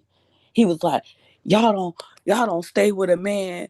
He was talking about getting married and being married to a woman. He's divorced, and he was talking about how women don't want to stay with a man while he go through his phase of growing up until he grow up. But it's like, why would you get married if you aren't grown up? Why would you want to do what you want to do? Like, why would you Hey, get in a Virgo. committed relationship where you're still continuing to move the way you want to move as a single person, and then expect a woman to stay around and wait until you grow up? Are you crazy? Right. Hey, Bomb. Hey, Brownsville. Hey, Brownie. Brownie, Good that's a morning. very Peace pretty and love. picture. Thank you. Good morning.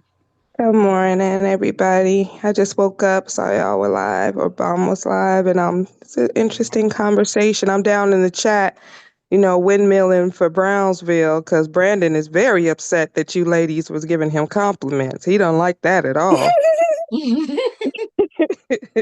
He was upset. What do you say about men using their emotion? Like might tell us they're not looking for nothing serious, and then their actions be different though. That absolutely, positively, 100% happens. Um, and I think women definitely, when you're younger and that happens, um, yeah, you start to think first of all, it's confusing because the actions don't match the words. So whenever the actions don't match the words, you always proceed with caution or just full stop, right? Um, but I think you have to kind of experience that situation and maybe several times to get it, that when a man says he does not want anything serious, Hmm. he doesn't want a relationship, it doesn't matter how he acts, it doesn't matter how he shows up, Hmm. just believe the Believe it. words. Right. Yeah, just believe the words, pull back, and if you want something serious, then that's a stop. That's a red light right there, because all you're going to do is get emotionally attached and hope that he will change based on his behavior. But if a man says he doesn't want a relationship or he's not ready yet, it's a stall tactic. He wants to extract everything he can from you without giving you anything that Anything. you want, right? So, but here's a one that's even scarier than that, is that so it's very, as you mature, you realize it's very clear. He said he doesn't want anything serious. I need to move on, right? But there are men who have changed their tactics, and they They want something Mm-hmm. serious. They will say they're ready for a committed relationship. They will be showing up, being consistent. All the green flags are waving. They'll even ask you to be committed to them. Hey, we're exclusive. Only to ghost you and pull way back once you sleep with them because you feel you think you're in an exclusive relationship with them and you're building something. So Right. it's just really risky out here for women when you're trying to like find a genuine partnership with someone, because these men, they really do lie so much. So They lie much. so much. What would you hear yesterday for the conversation with Brownsville when I was mentioning that you know, I didn't know they was teaching young boys today how, because I know they did back then and it wasn't good.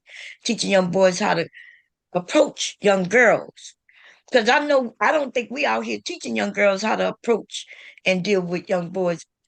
So what do you think about when he said, that they teaching them how, because it sounds like they are teaching them the game, right? These men, they switch up how they approach the game in order Yeah. just to get what they want.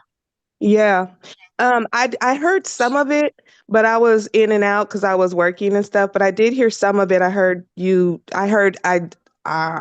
the Brownsville was talking about it actually made me go back and listen to that album because that was a bad album. The Miseducation of Lauryn Hill and those Mm. little snippets and stuff. So I heard some of it, but I don't know. I don't have full context of what he was talking about teaching boys how to approach girls, and who's the they that's doing this. Where's this happening? Is this some kind of national university? I don't know what's going on. No, so let me add some clarification, right? So I mentor at-risk youth boys from the ages of 14 to 18. And during some of the mentor training, we talk about life scenarios, real life situations, things that they're going through in school, et cetera, et cetera.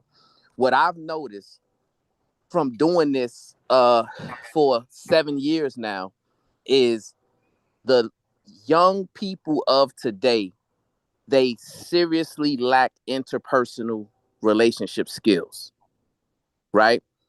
Mm-hmm. You put a technology, a device, technology in their hands, and they're a superstar when it Mm-hmm. comes to social media, how to interact, text messaging, things of that nature.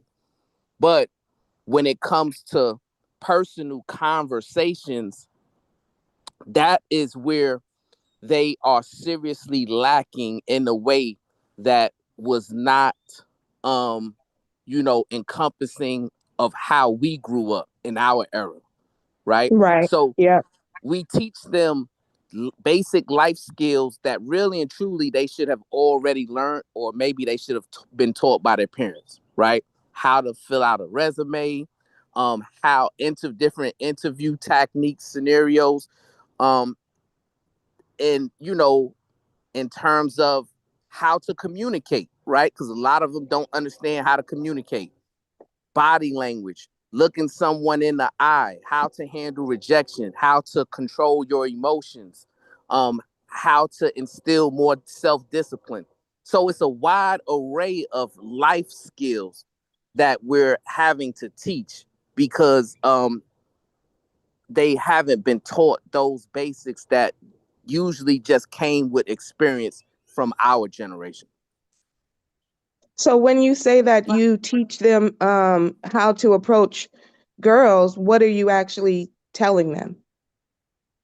So in this scenario was about how to properly communicate respectfully, right? How to approach a conversation with respect, right? How to do things with decency and order. How Mm-hmm. to be chivalrous, how to be a gentleman, right? Um, you know, teaching those things. So it wasn't about, how to run game, how to manipulate. It was more about the basics of interpersonal communication and expression, right? Because that's what they have failed to figure out. So Bam, why, so you don't think that you don't think that's a good thing to be teaching young boys? No, he didn't say it the way he said it now, because we went through a Oh, long oh, conversation since then. But so originally it was he mentioned that that was they were teaching young boys how to approach young girls, and he said he asked them, who's your dream girl, and he would have a picture on a chair, and they would teach them how to approach her. You know, oh, um, so you thought like it was pickup artist stuff. Yeah, because that's what it Okay, sounded like. But then he okay, since in the conversation had said, okay, no, we teach this, and that, all kinds of things. But originally it was like, yeah, we teaching young men how to approach girls. And I'm thinking, well, why not just teach them communication skills all around? And right, now they'll be themselves when they approach the young girls instead of now you done taught them how to grab her by a hand a certain way, which you don't even right. know if she like that shit. She may not like that shit at all, right? Mm-hmm. So Mm-hmm. even that is pickup artist type of thing, right? Because if you Mm-hmm. naturally like somebody and you just walk up to them and say hello, you already know to look people in the eyes when you speak because you taught that's how you handle everybody, even your boys, right? But they So Yeah. they that's what don't I know that. That's the thing. They no, I don't. get that, but Right. that's what I was saying. If you teach it all encompass like that, instead of saying I'm teaching them how to get women, teaching them how to approach women. Because anything like that is thought of, from my understanding, being here, like Verbal and I have been, and Brownie been here for years. These men have been what they call pickup artists, Mm-hmm. and they teaching these men how you walk up to her, how you either ignore her, and they think that'll get a woman, or how you go up and hold her hand a certain way. That's all that pickup artist thing. Yeah, girls, for girls it's charm school, for boys it's manipulation school. So I see, if you didn't explain it like that and tell her exactly what you guys are actually teaching the boys, then I could see why Bomb was like questioning, like, wait, hold up. You know what I mean? But Brownsville is absolutely correct. Working in a school district, these kids have a lot of problems. And um, the boys and girls, they're on YouTube, they're on social media. I mean, these kids don't even call each other. They're dating. They believe they can have full on relationships just through texting. You Right. know, um, Mhm. they more and more of them are saying they don't even like to talk on the phone. And in my generation, that's all we had. I mean, we had to talk on the phone. Right. You know what I mean? So we were able to learn communication skills because we didn't have any other choice to do so. They do. And they're getting a lot of confusing messages from grown ass adults, old people, Right. about how to do things. And they don't need to do that. They need to be fresh. They need to be okay, feel comfortable with their natural, normal feelings about liking, the opposite sex, and, not seeing each other as enemy. And what us older people are doing on these platforms, they're listening to, and they're having this op mentality towards the opposite sex. They want to be together, but they're afraid of being vulnerable and being together. Right. If Mhm. that makes sense. And I also mentioned that even though we don't understand their language, right? They understand their language. Young people, they understand. They okay with that texting thing. It's Yeah. just unfortunate that it's not gonna lead to marriage unless they're gonna have a marriage through texting. But Right. I mean, yeah, exactly. To them, that's normal. It's normal to them. It's yeah, abnormal to them to be sitting on the phone talking to somebody. Exactly. I've heard girls say, "Oh my God, I was talking to this guy and guess what? He called me." Ew. It's like, what? What? How terrible! How dare he? Mhm. Mhm. And what sparked that particular scenario on? So I'm gonna give a little bit more detail, right? One of my boys who been with me for 3 years now. Now he's 18 and he's about to leave the program. I'm gonna miss him. He was having a conversation with a 15-year-old, a boy who I just got, right? And the 15-year-old showed him a text message that he sent to a girl that he liked. This was during the beginning of the school year, right? And the text said, "Girl, you look good. I want an F." So Wait, how old was he? 15, Lord have mercy. Oh my God. right? That That's that how is they how speak, though. That's how they speak. The girls say that that type of thing to the boys too. that is Yeah. how he initially communicated with her once he got her number, right? And the 18-year-old, because he'd been with me for a while, he said, "Man, that's disrespectful. That ain't how you communicate with a girl." And he told me, he said, "Listen, this is what Dante sent the girl, right?" And then we had a group discussion about it, right? To where, I gave each boy their opportunity to express how to properly communicate with respect with a girl that they like, right? And then that led to the scenario where um I wanted to actually, you know, bring it to life so that they can see each other, you know, each other's process when it comes to communicating, right? Because they didn't understand at that point the difference between respectful communication and disrespectful communication, right?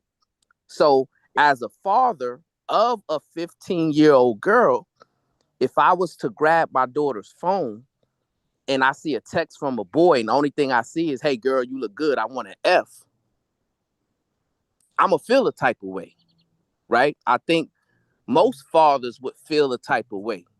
So, I do believe that But how the we, daughter would feel though, because see, you gonna talk about what the parents gonna feel in this generation. How are the children feeling? well, my daughter would definitely feel disrespected. And the reason is because she was taught respect, right? Hmm. So that's the thing. If you're not being taught the difference between respect and disrespect, then you're Hmm. going to tolerate disrespect as respect. That's what the Queen Verbal was trying to say also, right? Right, but what you're saying, you are the one considering it disrespect. You assume that your daughter will consider it disrespect, right? Like my dad, Not he it's probably That's not would an have. assumption. Well, my dad would have assumed that I would have thought it was disrespect. And so what I'm saying, like, we are old enough to know that, listen, even no matter what we teach our kids, we can't teach them what to consider disrespectful or not. And so you got to consider the generation we in, the music, the things that they consume. So So, I want to ask the queens on the panel, do if so, because I was saying, so if like your children, I think you said they don't consume rap music. They're not consuming R&B today. So yes, if she consuming religious music, Christian music and stuff like that, you're right. But if they listen to Chris Brown or her or any of these rap and R&B, then you'll find that that word "girl, I wanna fuck" is a compliment to a young girl. And that's how I they can agree taking with it. that. Yeah, that's how they taking it. So that's just, and that's what's going on in this society today with the younger generation. They're not thinking of like even calling yourself a bitch, right? A bad bitch, right? It's not a negative thing anymore. Yeah, I do agree that there are girls that have n- that feel don't see it as bad. Bomb. I absolutely agree with that. But there Mhm, are girls that mhm, have parents who have poured into them how to love themselves, what is disrespectful, what isn't disrespectful. They have parents that have set an example for what they allow in their lives, and children do soak up what they see as being proper and improper, or what they see as a way to live their lives and view things from their parents, and girls, especially their mother. If they don't see their mother um, allowing certain things in her life, allowing herself to be mistreated, they watch and then they soak that in. So if they see their mother behaving in that way, then they're going to get the message that, yeah, this is okay and this is not a bad thing. But to Brownsville's point about him knowing that his daughter would find it disrespectful, I mean, I have to agree with him, because I know that my daughters would find that disrespectful. And I know that because of not only what I've poured into them and what I've shown them as an example, but also they talk to me. They communicate. We have open communication about these things, and I've seen how they move with certain guys that they're trying to date. And if those boys, those young fellas, get disrespectful, or even they're out of there. That's just their cutoff game is really strong, and I'm really proud of that. So I don't have to worry too much about them tolerating any disrespect. They don't, they don't walk around talking about I'm a bad bitch, and they don't. That's just not my girls. But I do know that there are girls that they just don't have that foundation, and they are seeking validation from boys, and they're getting their Wait, cues from boys and what the boys want.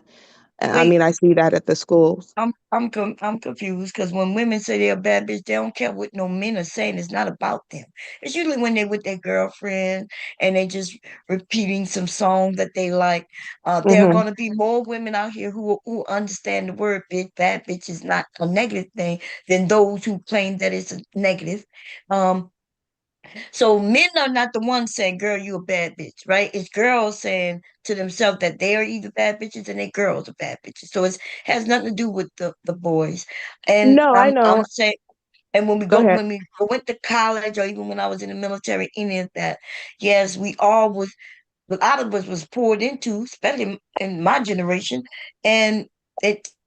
Yes, I learned from my parents what they thought was bad or good, and good and indifferent. But then I myself had to decide what I consider. But the more important thing is, for one dude, if he called me a certain name, I may have hated that shit altogether. And these men say it all the time. But Mm-hmm. another dude might be able to get away with that because he has something that we're interested in. Mm-hmm. His, his But that's where looks, the he a little more validation charming. that's where the seeking validation comes in. And I wasn't actually saying that the validation that the boys are saying bad bitch. I was just saying, and I don't necessarily, I understand the context of girls saying to each other, "Oh, I'm a bad bitch. Oh, girl, you're a bad bitch." Like that's their lingo. I get that.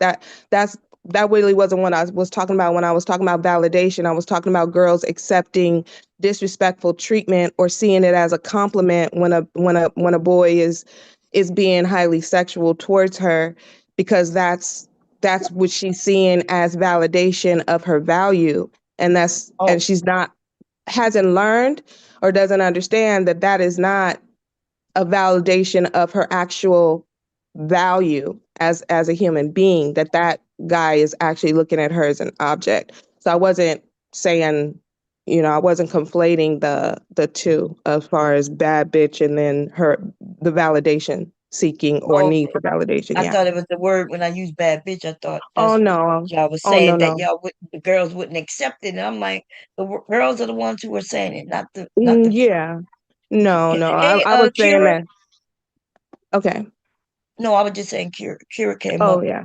like a while, and Good she said, morning. "Good morning, Good baby." morning. Good I morning, think that Kim. my daughters, like, I Hey, can't Mom. ever, I can't ever say that I know 100% what my girls are saying.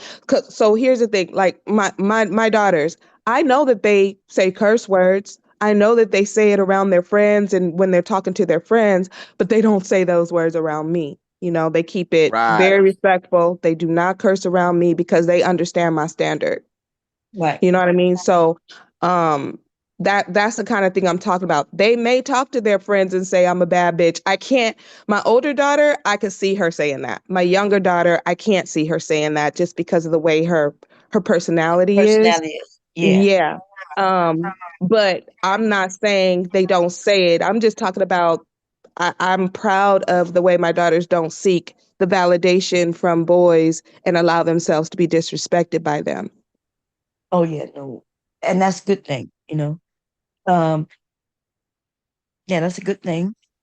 And some women, you know, some girls, they don't feel that he's disrespecting her because of the music. The music messaging is they got Chris Brown, right? This handsome young man saying what he wanna do, right? But it looks good. They making it danceful, playful, and so it could be real confusing to some of these young women who not getting poured into, like you said, when they not, Yeah, right? I can see that. So the generation and the music, the movies, you know, um, when I look at some people been telling me some of the movies I haven't looked at, they said I should look at them, and when I'm looking at them, I'm thinking, oh my God, like this is what we bragging about. Like the movie I mentioned it yesterday. What it's called? When Nino Brown, Black people, we that movie. I've been hearing people brag about how good of a movie that shit Oh, New is. Jack City? Are you talking about New Jack Yes, City? Oh, and okay. that shit is terrific. You just now seeing it? Yes, I've You never know, seen it back all. in the when it first came out, I think it was the time that it came out, it was really a big thing and people just loved it. But yeah, now it's pretty dated. Yeah, And but the they Yo, talk acting was about it not still. good. The acting wasn't good in that Yeah, I'm movie. not even talking about the acting. I'm talking about the plot itself. The plot. You know, here we are bragging about Nino Brown taking over a whole black community, turning it into a drug house, right? Where the people remember there was a guy who was naked because because he wouldn't. I think he was the manager of the apartment complex. He made him walk around with a naked in front of everybody so he could Yeah, continue Nino to Brown just was evil. He was pure evil. yeah. But it was a depiction of what was going on in New York City at that time. So I think Mhm. that's why it got a lot of critical acclaim because back then in the late 80s, early 90s, that's the way it was in New York City during the They crack era. took over the black men took over the black community to make it a drug infested area. Absolutely. Yes. No, and I know that it wasn't happening where I was from, but after the movie, it started happening. It's almost like do life imitate art or do art imitate life? And then I say it could be on both sides. Because when people in small areas see what's going on in those areas and think they are heroes, then they start doing it. But yeah, that's crazy that movie was thought of as like, yeah, you saw New Jack City? Oh, it's so great. And yes, the acting, if we look at it from that perspective, but that to me, that's crazy. That's crazy that that's one of the movies we look at and praise. You know what I mean? Well, it's a classic from that time period, right? And that pretty much jump started a lot of careers. Chris Drug Rock, careers. Chris Rock as Pookie. Some people still believe that's his greatest acting job that he's ever done in a movie. Um, Oh you yeah, know, Pookie. Uh-huh. it I mean it, He was able to during play a crack. He was able to play a crack infested dude better than any other things in his career. yeah, I mean during that Right? time, um, It sounds crazy when I say it like that. like if you was living in New York City during that time, And it Mhm. not just New York City, because Boys in the Hood came out right after that, right? Mhm. So and that told the story Boys of in the what was Hood was a little different though, right? Because they had a dad who was promoting uh black pride, not following that, right? He was trying to keep his son away from that type of shit, right? In New Jack City, we saw the person who was supposed to be the hero grab a child up when he was about to be shot at. No, You but he watch wasn't it. the hero. I mean, Nino Brown was never. I mean, the hero in that respect you're talking about was Ice-T, right? Yeah, Nino was the villain, right? yeah, he was the villain. Mhm. But But when we hear about it on the streets, who people was talking more about? Uh, yeah, Nino Ice-T or Brown, Nino because Brown? that is the person who you saw every day when you came outside in New York City, right? You Mhm. saw Nino Brown, you know. Right. So and the people um in that time that was outside in the projects, that's who they aspired to be, right? Right. So Not Ice-T. Not Ice-T. Not still today they against the police, but Nino Brown, the drug right, dealer, but right? for me, it was Ice-T. You Mhm. know, that was my inspiration, Even right? the women started wanting to be with the who? The Nino Browns, right? Right, right. Mhm. But that was, is and Verbal. I think she's from the West Coast, so Boys in the Hood kind of told the West Coast story of what was going on in that time period. Yes, and it was very, very realistic. What was great about Boys in the Hood though was the addition of the father who was willing to take his son when the mother couldn't handle him anymore, and then pour into his son and keep him away from the streets as much as possible. That happened, but most of the boys did not have that, in real life. So Boys in the Hood was acclaimed because, like, along with what Brownsville was saying, it really represented life in Los Angeles at that time. Yeah. The Boys in the Hood, I did see that one, long time ago, and it was good. I like the idea of the mother and the father being able to communicate to do better with their son who was on the right track because he had both his mom and his dad, right? We saw Doughboy and his brother, well, one of them the athlete, and the other one is, just he's the one who got the family eating, even though, but he was being mistreated by his mother due to the father, apparently, you know. So I don't know. I just what I'm saying, I guess what I was saying is that just like back to us, these things uh make sense in our lives, right? Where we can talk about, yeah, that was going on. Well, that's what's happening with the music today. With Glorilla, Chris Brown, and we could go on and on. Kendrick Lamar, And so that's basically what I was saying. Just like it told us what the culture was and we fed into it and that's what it was. That's what's happening today. So that was my point. And I know we as parents, we don't like that. We don't like hearing, we like to think that, okay, because it's true. What I learned from my parents, not until I got older did I start absolutely saying, damn, yeah, they were right. You know, because I was wanting to listen to what I wanted to listen to, dance to what I wanted to dance to, speak the way I wanted to speak, um, and do all that thing. I was trying to figure out myself, but and then eventually I figured out myself and landed where I landed. And it did end up going back to what my parents and grandparents taught me. But I guess my question is, if we understand that kids of this era is having a difficult time um deciphering what is respect versus disrespect, should we be invested in teaching the difference, right? Or should we just you know expect them to just not understand it and have this toxic environment where they're not respecting each other.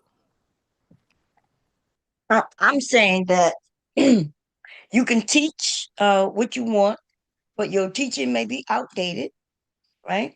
Um, and so because it's like what I said about what me and my grandparents and us when we were younger, right? Which was a prime example as we started speaking about New Jack City and the other movie, right? Um, what did your mother and grandparents think about those movies and the music that was out back then? My That's mother in particular, she updated with the times. So she didn't stay in the 70s, 80s. You know, when Mary J. Blige came out with What's the 411, that's what she played. right. So she grew and updated herself with the times. When Tupac, Me Against the World came out, you know, that's what she played. Right. Uh-huh. So I don't So know, are but you doing that? That's my question. Are you listening to the new music, so you can know what the temperature in today's society with the kids are? What so are I'm they aware, verbiage? I'm aware of, NBA Young Boy and, the current era Kodak Black, these drug Kodak addicts Black? who are rappers now. I'm aware of them, but no, I'm not a consumer of their music. And when me and my It's something how children, you went to art Mary J. Blige when you was talking about your parents and the music we listened to back then. But you went straight to the druggies of this time. So you ain't mentioned Kendrick Lamar, right? You ain't mentioned Chris Brown. Like well, even because when I talk to these, and I'm talking about from ages 14 to 18, that's who they talk Mhm. about. They talk about NBA Youngboy. They Right. talk about Kodak Black. They talk Kodak about Black is still doing Vivio something. Foreign. They talk about, a lot of these, younger um rappers Mhm. that they are inspired by. Um, very rarely do you hear, them talk about Kendrick or Drake. You know, What? yeah, very rarely. Um, Huh? the person I hear the most, to be honest with you, the person I hear the most is NBA Youngboy. Yeah, Young Boy Uh, is super popular. That's the yeah, he's person I super hear the popular. most. No, Drake and Kendrick and stuff is cool to the millennials and the older, like the 30, the 28s and up. But like the younger kids, like they listening to NBA Young Boy. Mhm. They listening to whole different music. Right. Which I listen to that music too.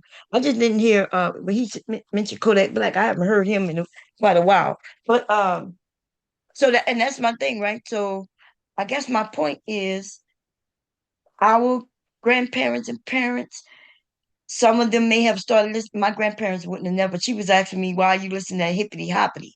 But my mother would listen because I would have us like hip hop had just come out. And I was like, Mom, listen to this. And me and my mom were writers. We write poems and things. So to me, it was like poems. So I was writing the words, lyrics down so she can understand them. And we was but um what if you're not listening to what the kids are listening to, then you don't know what they're listening to, and therefore you may not know their lingo, you know. Basically that's what I'm saying. But you And don't have to listen to the music to understand their lingo. You can actually talk to them, right? So that's what I do.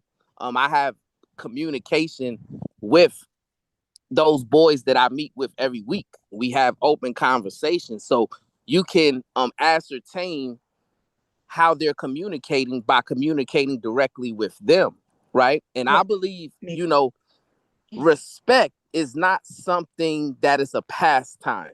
It's something that has to be taught and instituted, right? It has to be shown, right? mhm, And kids can be influenced by being around someone who is respectful, right? and because they're very impressionable, even the ones who are at risk, even the ones who are, in trouble and things of that nature. If they get around a stable environment with somebody who is instilling discipline and respect, they will respond. From my experience, they will respond positively. Hmm. I don't know what you mean by respond positively. Um, like I said, I've been, I wouldn't use the word mentoring, but I've been, in a lot of children's lives, and they respond to me respectfully. Yes, they respect me, love me. They parents and grandparents, right? Everybody who saw me being involved in the children's lives, they all respected me. And then when I'm not there, they still do what it is that they feel they either need to do or want to do. Right. So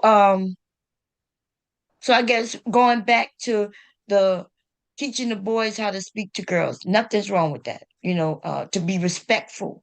But I guess I'm wondering why not teach them to be respectful to everybody, not just the girl they like, but even the girl they don't like. You see what I'm saying? And that's what the point I was making.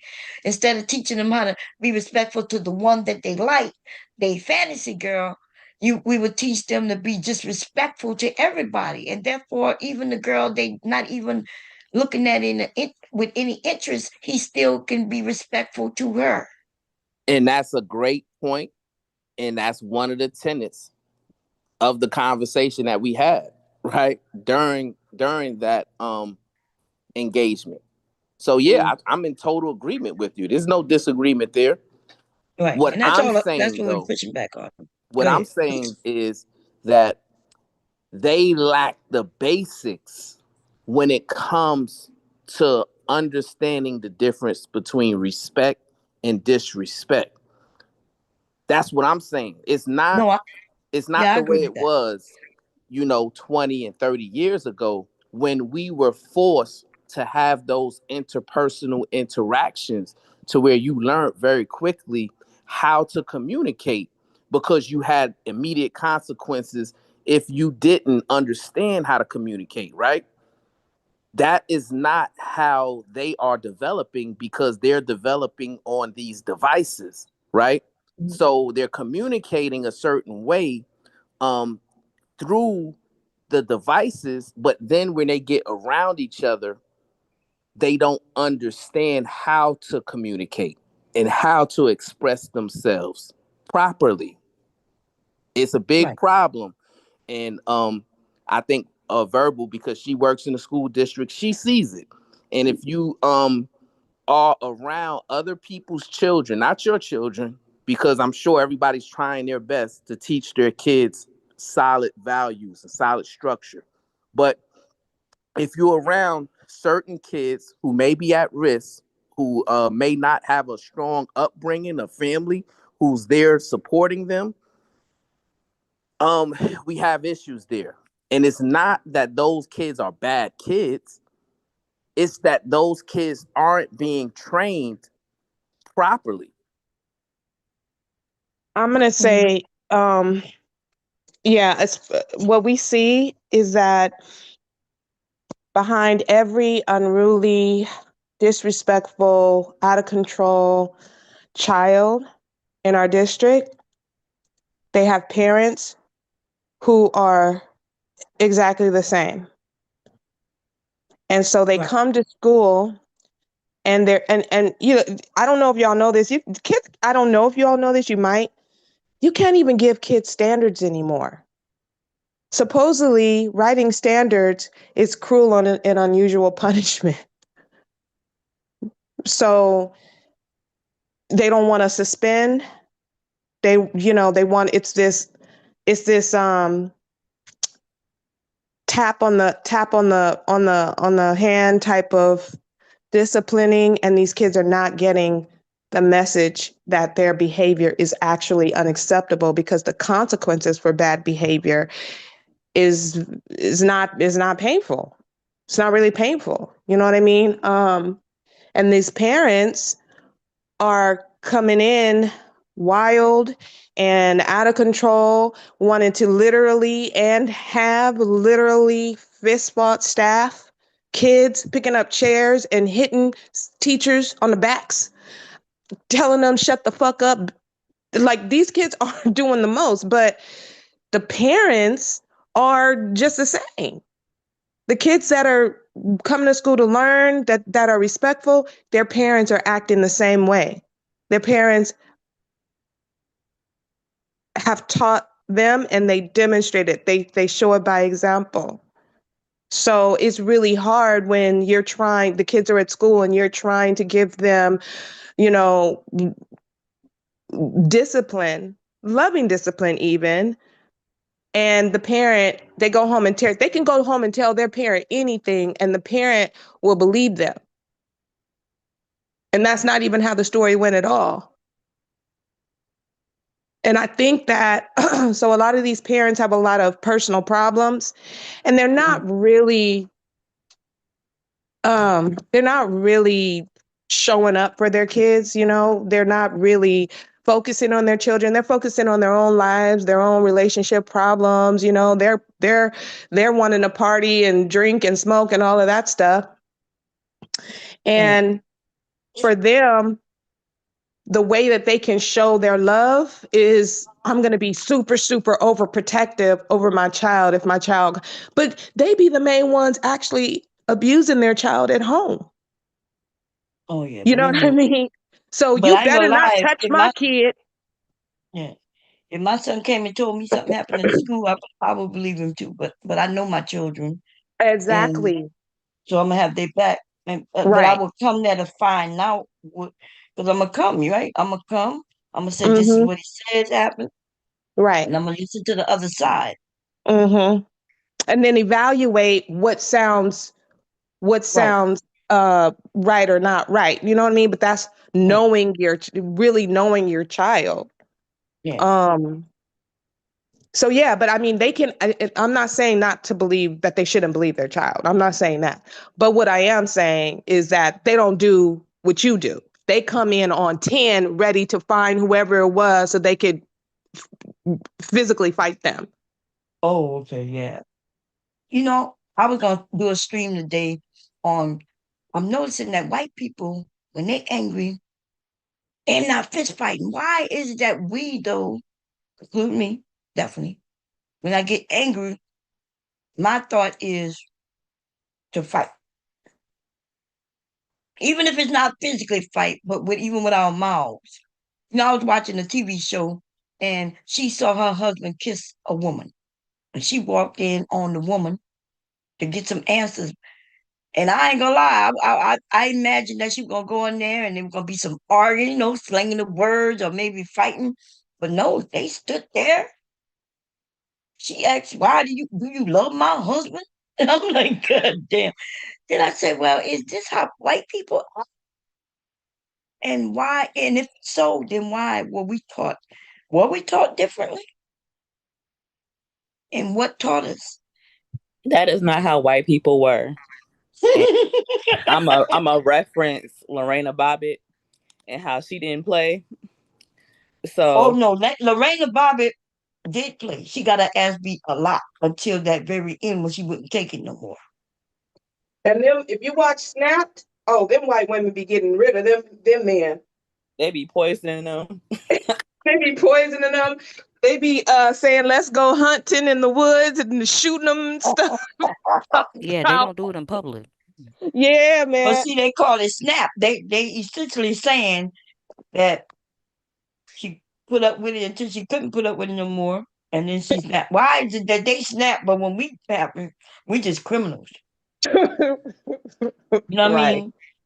But I see your point. But no, I'm not sure if you knew Brownie, but Lorena Bobbitt, he used to beat her. Yeah, he was terrible. Yeah, he used to beat her, and then that one night she got fed up, and that's when she cut his shit off. Didn't she? Did she throw it in the And threw gar? it Did out she the go? window. She threw that shit out the window. Yeah, I was watching a documentary on that, and the police officer was talking about how she was trying to find it yeah. outside. Outside in the desert, she was driving in the car, and she just threw it out. They went to go Man, look that for it. man, that crap right there was shocking back in the day when it happened. That was Yeah. shocking. Everybody was talking about that. Like, oh um, my God. um, I need to go see a documentary. I never saw a documentary. I remember it in the news, because like you said, it was everywhere. It was on all the news. Lorena Bobbitt was in front of the Star, on the Star, the Inquirer, the TV guide. Man, that shit was everywhere. Yeah, I don't know. I don't remember because I saw it some years ago. I don't remember if it was on Netflix or Prime Video or HBO, one of those streaming services. I saw it on. And they had the husband. The Mhm. husband was the husband was on there talking about how he lost his peen. No, in the 90s or 2000, he went into porn. They had to reattach it, and he went into porn. That's crazy. That is sick. I don't know if it worked or not, because I don't look at porn, but yeah. So, and that's why she got off, because he was abusive to her. Did she get off? Didn't she got found not guilty, or I don't know. I think she I did can't some remember, jail to be time. honest. She did some time? I think so. Can you look it up? Yeah, I'll look it up. Okay. Yeah, I forgot what time, but I remember the Most women, trial they was talking about. a lot of women put up with it until they go off and start going crazy. Yeah, his ass was drunk. He had them beat her. He was drunk, and then Yeah, he drove she her cut it crazy. off, and she left with it. She took it with her, man. She couldn't take it anymore. She couldn't take it anymore. He drove her crazy. She cut his shit off and threw it out the window. Um, I'm sorry. That shouldn't be funny, but it just kind of is. I don't know what to say. Because we was dying back in the day, right, Bob? We was dying. yeah. That shit was so funny. And she don't even look like she is. Didn't she? Because she looked like she spoke another language. I don't know. I'm gonna be honest. I didn't So see it on yeah, TV. she was she wasn't yeah, she was like I don't know if she was from another country or she was born here and just still had the accent and all of that stuff. I want to say she was some type of Latina or something. Oh, okay. But they Yeah. like that spicy ones, honey. They will sign up to get their peens cut off for Maria, spicy Maria. It's all good. Look at This they gives me the said experience. this happened in '93. I did, I didn't even have neither one of my kids yet. I was in the I wasn't born military. yet. I wasn't Stop even your alive. quit your bragging. No, I'm just saying, like I didn't have children yet. I didn't either. I didn't either. That's great. Let me see. I was still in school, They said still in high school. And I wasn't. they said it got international press, y'all. Let me put Yeah, that was a big thing. it. That went around the world. That's not too common. I'm not gonna lie, she was a women's hero. Women loved her. Yeah, yeah. They said she severed John's penises with a kitchen knife while he was asleep in bed. The penis was successfully surgically reattached. Oh yeah, she was an immigrant from Ecuadorian. Oh, okay. What's that, y'all? Ecuador. Is that So she was like like a European immigrant. yeah? How you pronounce that? Where is it? I don't see it. Where is it? ECU. You don't see it on the Oh, screen? Ecuador. Ecuador. Oh, Ecuador. Okay, yeah. So she's of the Latin Okay, Ecuadorian. So yeah, because she so she was looked from like Ecuador. okay, and which is probably, and he was a former U.S. Marine, which I didn't know that he raped her and abused her for years. And I think this was before, a, when a husband could not rape his wife, if I'm correct. Um, anyway, it said that he raped her and abused her for years. John was charged with rape later that year, but was acquitted. He was acquitted because they were married. Okay. Um, She was acquitted also. Oh, she was. That's what I thought. Reason of Okay. insanity. Yeah, that's what I I didn't thought I was realize about to she say. was a. Okay, I didn't know. I didn't know. So she was Yeah, acquitted. Oh, okay. yeah, she was acquitted for reason of insanity. I remember her pleading that. That's why I thought that she got off. But because and that's what they used, the abuse that he did her for years. How he abused her, But raped then she her. must have gone to a mental hospital because I think that's where they send you. You have to do some time in the mental hospital if you are deemed insane. Oh no, no, you don't have to go to mental hospital. Oh, she didn't They're go. deep. I know a lot of I them don't. do. No, yeah, she didn't have to go. If they can prove that you were just insane in that moment, but Oh, now you're not like insane. a crime of passion. Yeah, it Okay. was like Yeah, she yeah, was yeah. insane due to the abuse. You know. Yeah, that makes sense. Mm-hmm. Well, let me see if because I remember when she walked out of there. They showed it. I don't think the trial wasn't on TV, but they was talking about everything afterwards. But they said that he sexually, physically, and emotionally abused her to where she ended up. That's what they said with PTSD. So, um, let's see. He was acquitted. Uh, they found her not guilty by reason of insanity caused by an irresistible impulse to sexually wound John. And because they did it that way, he couldn't sue her for cutting off his penis. They said right here, as a result, she could not be held liable for her actions. Um, she was to undergo a 45-day evaluation period. Yeah, it looked like she did go to a hospital, Central State Hospital, which after she would be released. So she did have to go and do 45 days evaluation. Um, yeah, that's crazy. They got a lifetime. Look like 2020. They did some air. I was Lorraine and Bobbitt. I'm about to go check that out. Um, they had a docu series. Damn, in 19 February 19 on Amazon. I'm about to see. I'm gonna go look at both of these when I get a chance.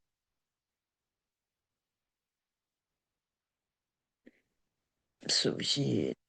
We let them know we will bob it their ass. We will bob it them. Um, so let me get back into the video because everybody else gone. Um I know Verbal gonna be getting ready to go to work soon. Um what happened to I my just pulled one of your numbers. I just been talking and talking and been on mute.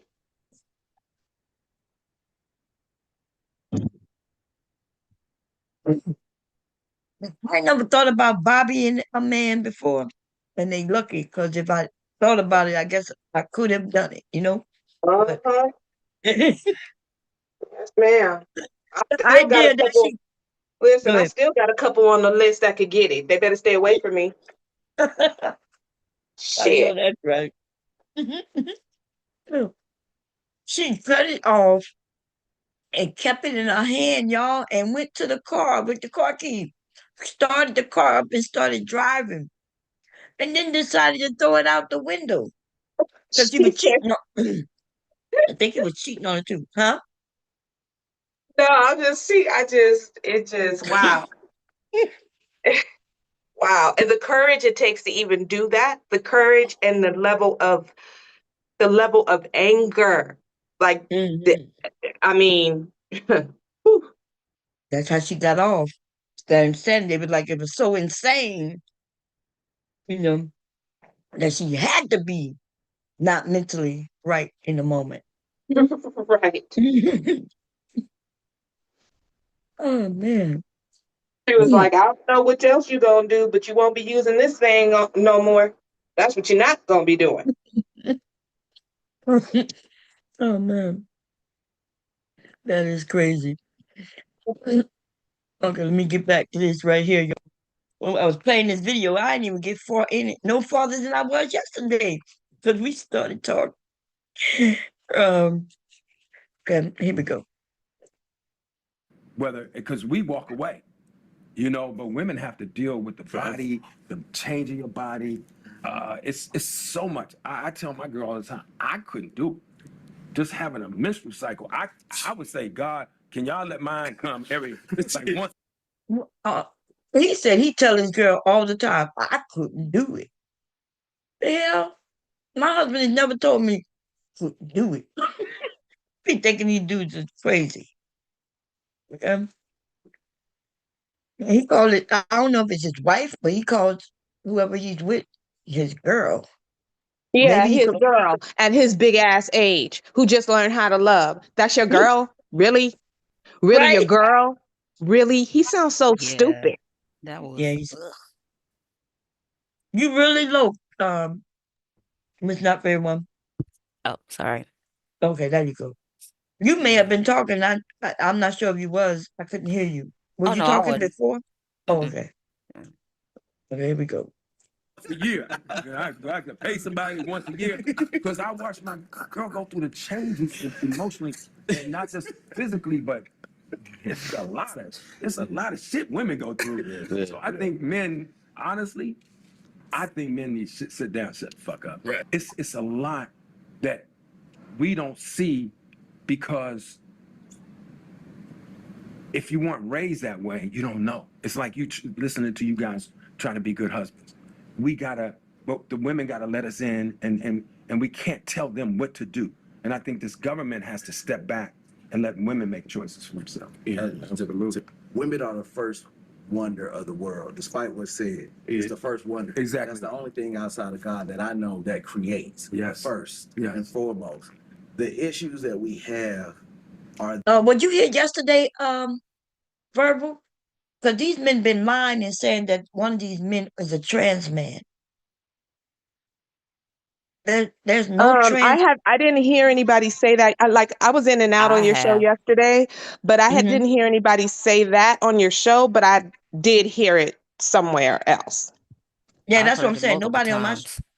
yeah, nobody on here said it, but everywhere else they lying on that light skinned dude I was about to and say, I was like, claim that's a that man. Why y'all lying on him? Like, just because he yeah, good looking? Like, yeah, what, you and then jealous? so the rumor is that that's a trans man. So I went to his Instagram, and there was nothing trans man about him. There's even a picture when he was a little boy on there. Well, So you know how you know that they have to discredit any man that is speaking with sense about women. mhm. So So so that's why before I did the little research I did yesterday, everywhere I was when they was talking about this, I was like, well, these men claim that there's a trans man up there. Because I already know this area. These men lie, you know? So for I sure. want so at the beginning of this video they put up all their Instagrams so you can see who they are. Most of them are actors or um, you know, actors or models or something like that. And nobody is a trans man on this panel. Okay, here we go. that the woman knows before we know whether or not life should be brought into earth, brought here, or if it should be aborted. They deserve to have that right for the simple fact of America does not allow us to run a system the way we should as a family. Men don't understand you may be the leader, but you might not be the provider. Do you know how to lead if you are not the provider? In the midst of trying to figure it out, we coming from a whole bunch of systematic, it's been constructed for us to be the way that we are, to think that we are. That's not how it was And programmed. then talk about that program I mentioned where they took they paid Black to take fathers black fathers out of the house. And then from That there, is a lie about from that. the pits of hell, and I wish they would stop saying that because it's not true. Right. They're absolutely lying. And they have the access to the internet. But you know the thing is he's 70. He was around that time back then.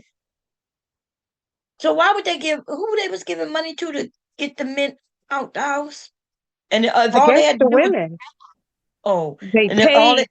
He said they paid yeah, to get the he said, men out the Yeah, I house. forgot he said that Like, story. Yeah, I was God like, you dang, that's lying. so That is not dumb. true. yeah. So You said yeah, this on a broad stage. You And I lied. think you guys, that rule, that out the house rule or what have you, it wasn't just for black people. It wasn't just for black men. It was a rule like for anybody who needed to have. And first of all, the man had to already basically be out of the home. Like they were simply saying, if we're going to support you, if you have a man in the home, he should be supporting. if he's there, we're not supporting him when he should be working and supporting his own family. And I think the rule only lasted for like 2 years. So what did y'all yeah. do all the Yeah. rest of the time? We talking I don't think, 24 months. yeah, I don't even think it was 2 years. It was as soon as they passed it, then they sued and they won that it A was black woman, unconstitutional. a Yeah, black woman went to the Supreme Court to overturn that. I Yep. forgot her name right now. But it was in place for a couple of years and then it was out. It was gone. So what happened with all the other so that ruined their whole entire family and they could never get it back together. yeah, that's ridiculous. And That's then most women ridiculous. wasn't even going for that little amount of money, right? If the man was there making more money than they was giving, then why would they, you know? I wish they would just These stop saying it because all they have to do is read, bomb. That's all they have to do is read and they'll figure out that no, this talking point isn't correct. right. But Now they it like the way was it sounds. believed, yeah, it was believed in the community, and still today people still believe it. Women still believe uh that a man can be in the house for them to get assistance. And so, you know, but it's not true. But It's yeah, not true. people was Yeah. believing it. Yeah. Mm-hmm. No, So it's there not you true. They just both have to be under the man and the woman both have to be under the threshold of, income. in order to, yeah, as long as they qualify, then they can both get it. I mean, the whole Right. family can get it. Yeah. Yeah, here we go, yeah. That when it started with the Section 8, women were able to take care of the kids without the man being in the house, which gave her the mindset that I can be the leader because I have to be the provider. And then after that, it was the crack epidemic. Oh my God. Look, they be young and just saying shit, but they heard it from the older people. So because we even saw Good Times. James was right there in that house that whole time. That was Section 8 housing. Okay. Um, am I thinking of Good Time? That's the name of it, right? With JJ, James Evans in Florida. Damn, damn, damn. Yeah. Yeah, he Yeah. was right there in there. They were on government housing. I Hmm. mean, like what? And what is this And obsession? It's their thought pattern. So because she was able to take care of the children in Section 8 housing because she did not have a male provider, okay?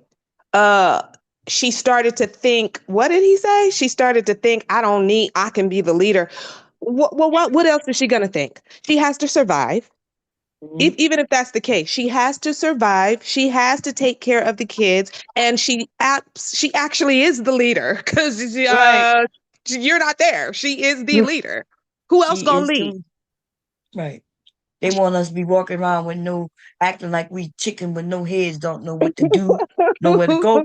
But the women found places to go. They learned to get their education and figured it out. Right. That's what I was telling the men on the panel uh, a few nights ago. I was like, women learned how to work their way through patriarchy, figure it out. Yeah. Yep. And he kept saying that I kept saying that it's a matriarchy. I said, no, it's not a matriarchy. But anyway, they done. So here we go. Which guys started using or they was going to prison. Regardless, we stayed out of the house. Now it's social media. And the thing is, we were always here to protect the black women. And if you ever seen the movie Sparta. Wait, he said regardless. So if they wasn't in the house or they was in jail regardless, how was they there to protect the black woman if they wasn't there to protect the black woman? Or did I hear that wrong? Because maybe I heard that wrong. No, you heard it right. Okay, thank That you. was Because some dumbass sometimes shit that was said. Yeah.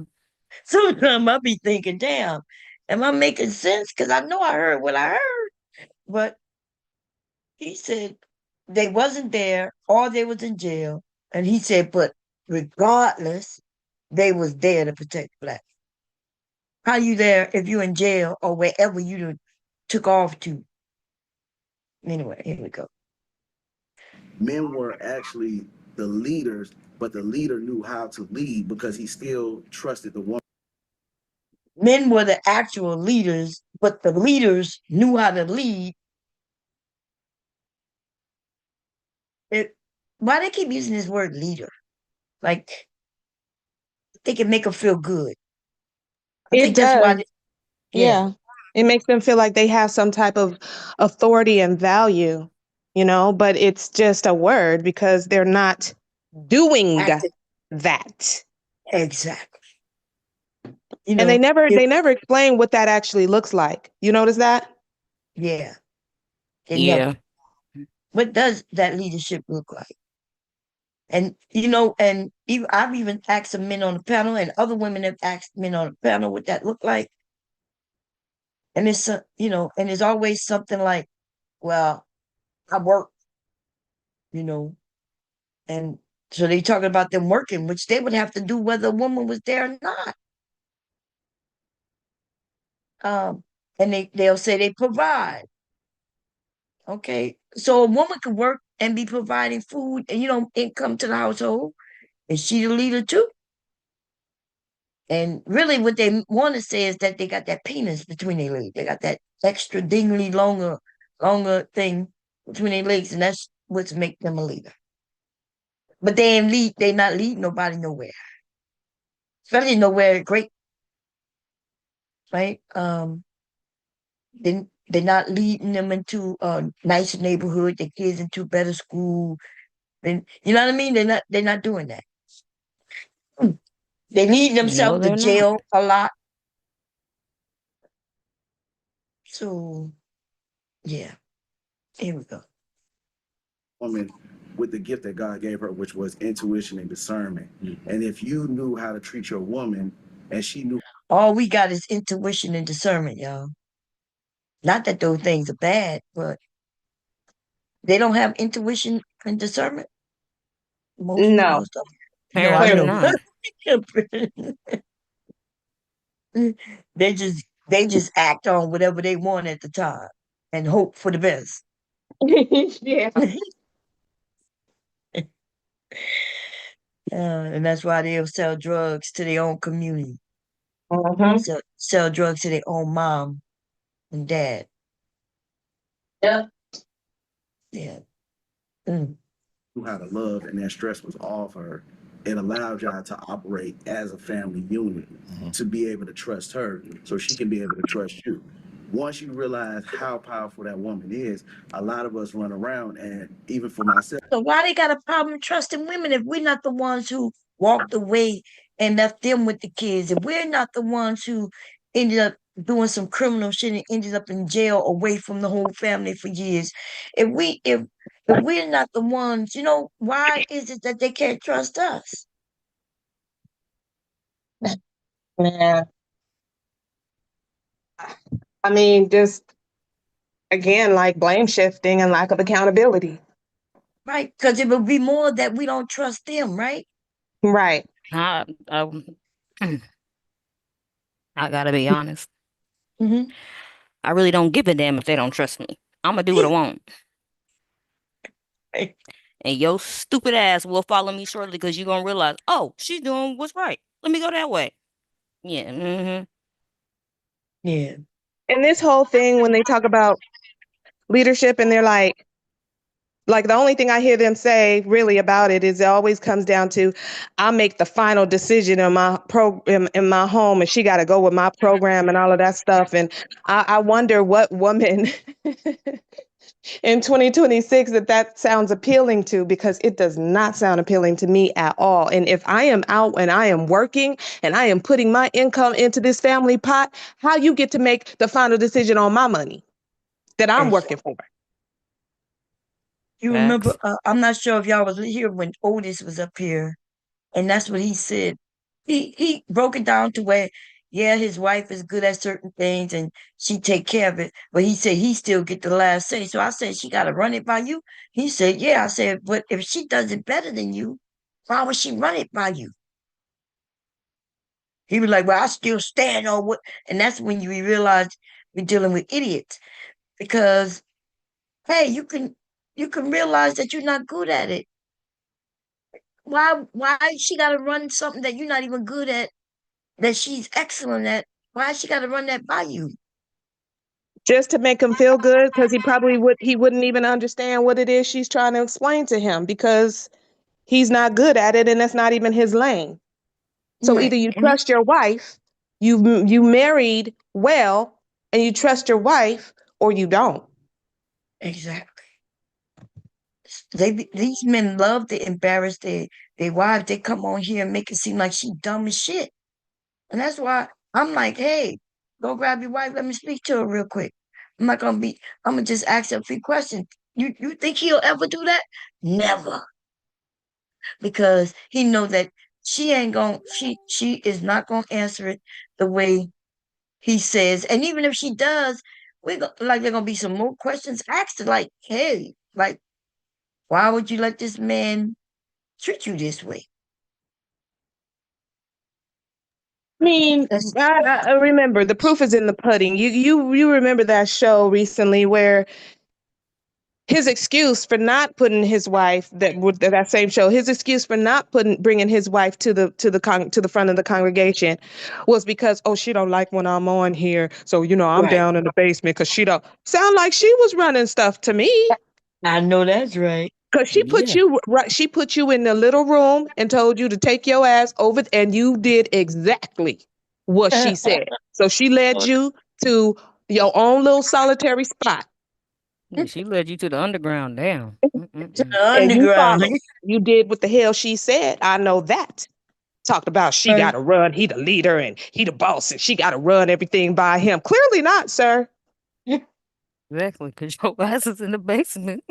Right. You in a subdivision of the house. You ain't even in He the beating his house. chest. He beating his She don't chest even from want the to hear basement. you. Ain't that something? Beating She his don't want to chest hear from you the breathe. basement. Child. That was crazy. I was like, oh my goodness. Okay, here we go. I struggled with being monogamous because I didn't understand the value of a woman. But once you put a woman next to God, would you play with God the same way? And if you knew what you possessed as powerful, I don't think that we would run around with the promiscuous mindset of thinking it's okay, because we want to look at women the way that we are downplayed the thing of how they are. So I'm gonna interject Real quick though. I think that there's something I think that's really dope that you started with is around women being first close to God, right? Like, because that's a fact. and talking about creation, talking about creating, talking about, because I do think people talk about the human race all the time, and it started with blah blah blah blah. It started in Africa, started in Africa With a black woman. with a black woman, right? In the And so I do melanated think the closest you could get to power, the closest you could get to life creating circumstances, and is with the black woman. First wonder, yes. But also just want to ground us in, when we talk about reproductive justice, it's not just about birthing, right? It's not just about having a kid. Right. And it's about, when we talk about bodily autonomy, it's about, we all want the right to control our bodies. I don't want nobody telling me what to do with my body, right? And that is a right that expands even beyond having a kid, Yeah. right? And creating, fostering that environment to be able to raise folks. And we talked about like the village, right? You know, and that it takes a village to raise a kid. It wasn't like, okay, all these people on the block got a responsibility. It was actually, you understood that kid had, that every decision that goes into raising that kid, teaching that kid how to move, teaching that kid how to communicate, affects, it forms their future, but it also affects everybody in the village, right? And so everybody had a responsibility to make sure that that person and the people that were raising that kid had what they needed, had the healthiest environment and things, you know, to make sure that everyone is okay, that we. See, I like his frame of thinking. That's what we gotten away from. Right? Where you made sure that your neighbor have, but it became at some point where you wanted more than what your neighbor have. And if you want more than they have, then you're not going to ensure that they have what they need. So, but that's what if we talking about a community in which we would thrive and things, we gonna make sure everybody got what they need to make sure their children have what they need in order to get the education and love and the respect, and so they can teach respect and but yeah, that's not where we at. That's where we should be though. All can live the life that we deserve, right? Yes. And so, you know, I do want to also make sure that, you know, I ain't got no kids, you know, just so I can't talk about, you know, the standpoint of a father, but there are fathers at this table. I also got 25 nephews and nieces. I'm over here, you know what I'm saying? I got strategy over here. But there's perspectives from all and on this table from every angle of it, and I do want to go back to and you know, we can go wherever you wanted to go, whatever you wanted to say, but I do want to talk about that you know, like you said, the government shouldn't be involved.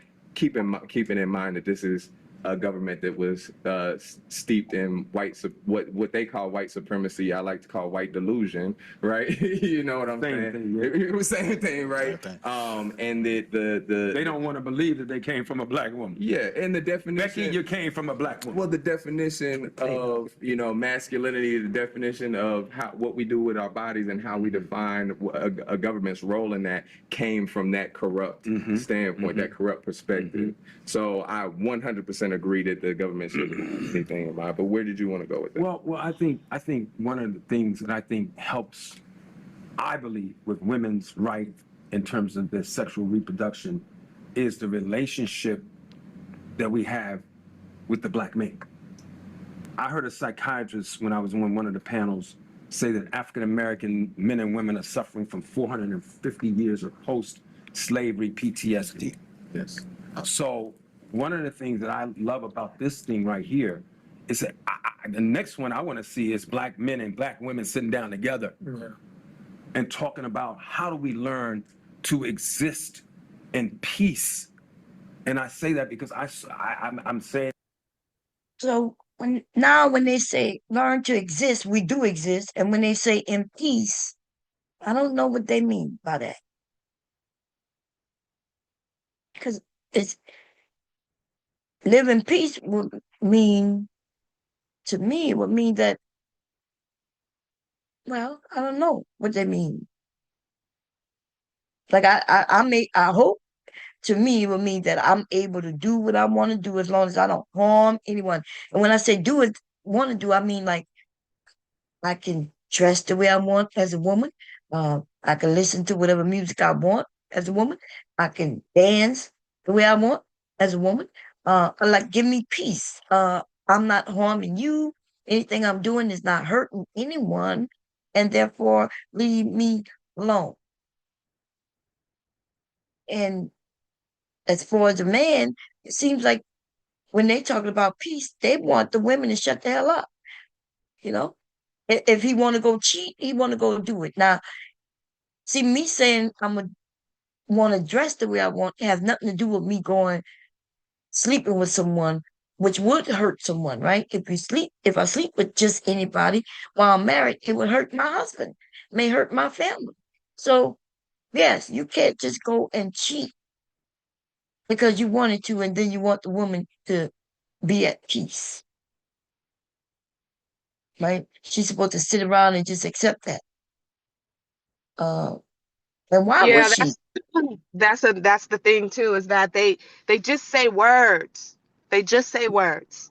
Yeah, We hear this peace thing. Okay, what does that mean? What does that look like for you? What do you consider peace? right, Right? They don't go farther and truly explain what that looks like. And I wonder why that is. And then when you ask them, they get triggered and defensive because you're asking right, them to expound on what they just said. You said it, sir. I thought we're having a conversation. Now I need to understand what that means to you so I can see if it lines up with what it means to me. right. And Exactly. I And agree with you. I agree. Peace is your idea of peace is my idea of peace. So is that okay with him? You know what I mean? right. Probably not, because I think he gonna start speaking about how these young women are out here, you know, dressing certain ways and things like that. I think he gonna end up, and what the world, how she dressed got to do with anything. And I think I mentioned, like, why is he concerned about younger women 50 years younger than him anyway, as it relates to them dressing, you know? But Exactly. uh, So they were okay when he was still able to get them. But now that he can't, now they're icky. He's got the ick now because he can't yeah, get he those got women anymore. right. He can't get, they done fell out of his, or if he could get him, he got to offer him some money, right? He got to bomb something. Because, I mean, Hmm. why else would they be interested in it? Like, at some point, reality had to hit him. When they're 50, they still want to act like, as long as they got money, the woman gonna want him for him being distinguished. But, you know what I mean? And then they get 60, and then they still could come up with some reason why this 20-year-old would still want him, besides just his money. But by the time you're 70 and lots of things not even working no more, you may end up having to face the reality that if you're not giving her money, she ain't being with you. And she Right. definitely ain't staying even if you give her money. She ain't staying. Right. She ain't staying. That's the part they don't tell. They might be able to pull them with their money, but Hmm. that woman ends up leaving them, and usually for a younger man, someone more her Exactly. age. That's right. Because, well, like, please don't have, young lady, please don't have no babies for no 70-year-old. Like, why would you do that? Yeah, please don't. And don't believe the lie that they're telling you that they can have babies well up into, they're 100 years old. It's Right. not that they technically cannot, but the majority of them absolutely cannot. And Hmm. their sperm quality starts It's going bad. down like in around middle age. So when you see these women who have babies that are like have something wrong, a lot of times that's the quality of the man's sperm. Yeah. I Those think you was coming changes in and out. too. You driving? Uh, Yeah, I'm driving now, so I'm trying to go in and okay. Yeah, you breaking up a little bit, but we understood you. Yeah, did you hear Yeah. me? Yeah, we heard you. Mhm. Yeah, yeah. I'm driving. So I'm going in and out. Sorry. Okay, yeah. So yeah, so they the babies be coming out with issues, y'all. Now, of course, hopefully they love the babies, of course, right? But you ladies, you might want to You you young might want girls, to y'all don't rethink want that. no geriatric baby, don't do it. Yeah. Didn't I show a baby yesterday? That baby looked grown as hell in the face. Mm-hmm. It was a drug baby though, but that baby probably was by an old ass man too. Okay. Um, because that baby was old in the face. That baby looked like it was 45 years old in the face. Okay, here we go. And Damn. listen, a lot of times I have to catch Yeah, myself. girl, it was That baby looked 45. It was a brand new infant. Well, I gotta see this picture. Girl, I was showing, girl, you know, KT, girl, he be on something. KT, asked him, did he ever see a baby born with drugs, right? Drug addicted, and how they shape. And he laughed. And, you know, we're like, what? Why is that funny? But then he went to mention that, you know, in his family, you know, he had some siblings that were, and he was like, then he eventually said that his siblings wasn't born that way. I'm like, dude, are you like, so your siblings was just special, huh? Because anybody or dog Yeah, or no you know everything about Katie is special, honey. He different from girl. everything and everybody, and nothing reality ever it hits his life at all whatsoever, honey. Yeah. He'd Because be he look, flipping the anybody conversation and then say he didn't say it. yeah, I got on him about that. Anybody who addicted to drugs, when they coming off that drug, they definitely gonna have what they call the DTs. There is medication to kind of help it, but infants, you know, infants are shaking. But he say it didn't happen in his family. I was like, okay. I just had to let it Okay, go, girl. so wait a minute. Hold on. So he's saying that somebody had a baby or in his family, several people, I guess it sounds like, were His drug mom addicted had three of his siblings were addicted to crack when they were born. and they were some babies are born, they go through a lot of changes. There's developmental changes. Sometimes their face looks strange. Like there is like, what is he talking about? Yeah, but and I was just basically talking about because I didn't reference his family, right? He the one who shared that, but I was just talking about, have you ever seen a baby, you know, addicted to drugs when they born? Because we was talking about the drug dealer. He wanted to keep the drug dealer in the neighborhood. We were like, if we gonna clean the neighborhood, we got to get rid of him. He was like, no, we gonna keep him. And I was like, what? But anyway, and then we was talking about why would we keep them if they harming the neighborhood? And then so eventually I got to, have you ever seen a baby born addicted to, you know, crack? See, KT was the one who was praising Nino Brown. KT was the one who saw Nino Brown as the as the Right. protagonist, as the good guy in New Jack City. That was Yes. him.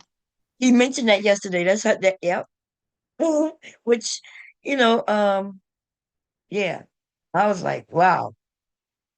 Like here we are, you know, 30 plus years old, and still looking at the movies the same way we looked at them when we were younger. Now it's understandable when we're younger, you know, how you look at the world. But as you get older, and especially when you have children, you look at it a little different, you know?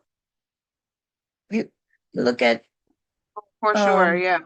yeah, I now see that these drug dealers are actually bad, but maybe a young man being young, he may have thought they were cool because they had the cars or the money, you know, or this or Yeah. that.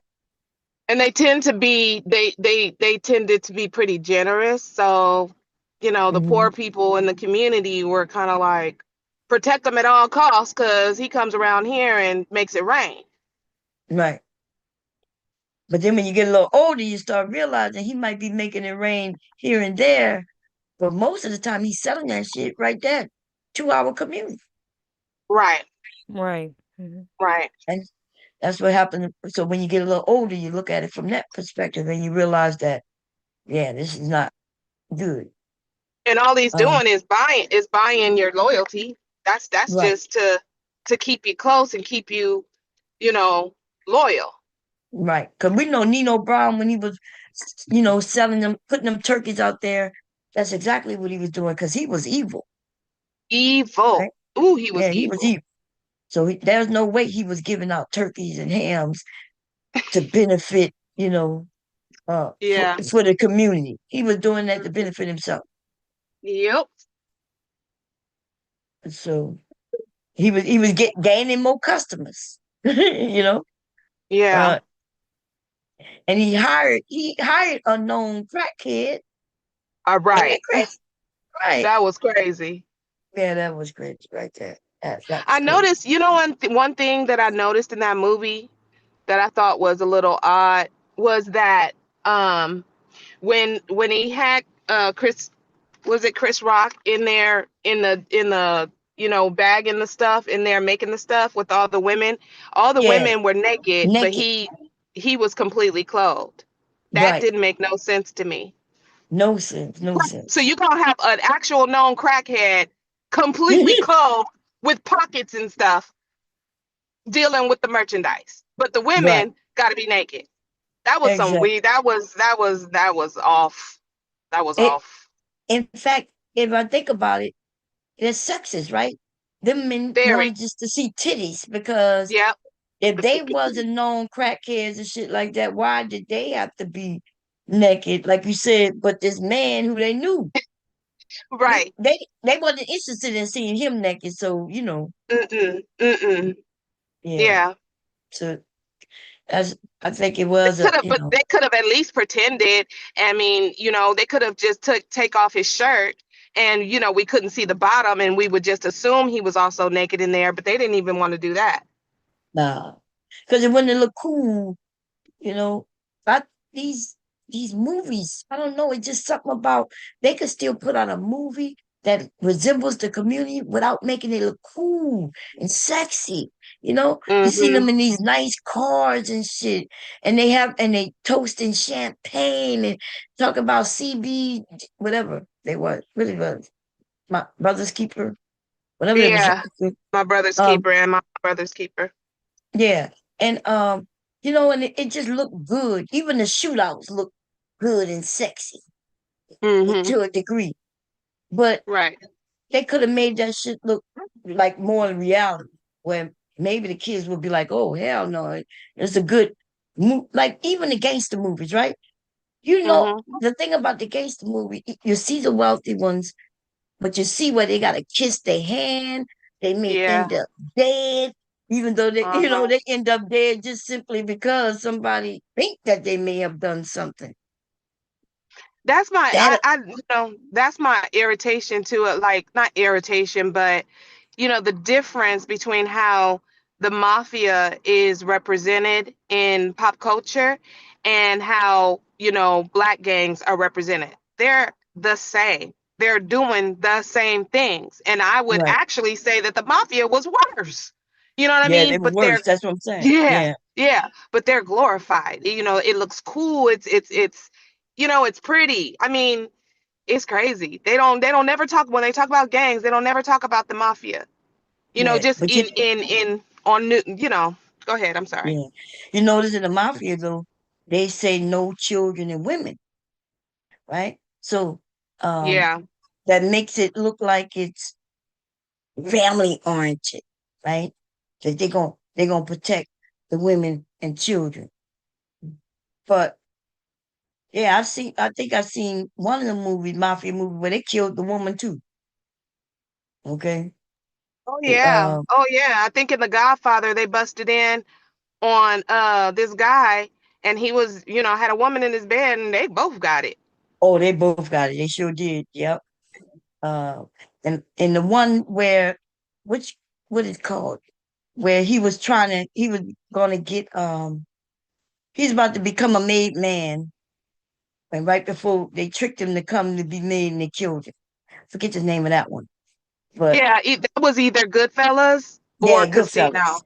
Yeah, it was I love Goodfellas. Goodfellas though. That was a good Yeah, movie. I that was a watched that good movie movie. so many Yeah, times. Goodfellas was a good one. I'm not gonna lie. That was Yeah. a good one. Yeah, that was the But shit. remember That was when good. they robbed and remember that man came in with the fur coat with his woman and he was like, I told y'all not to be spending money.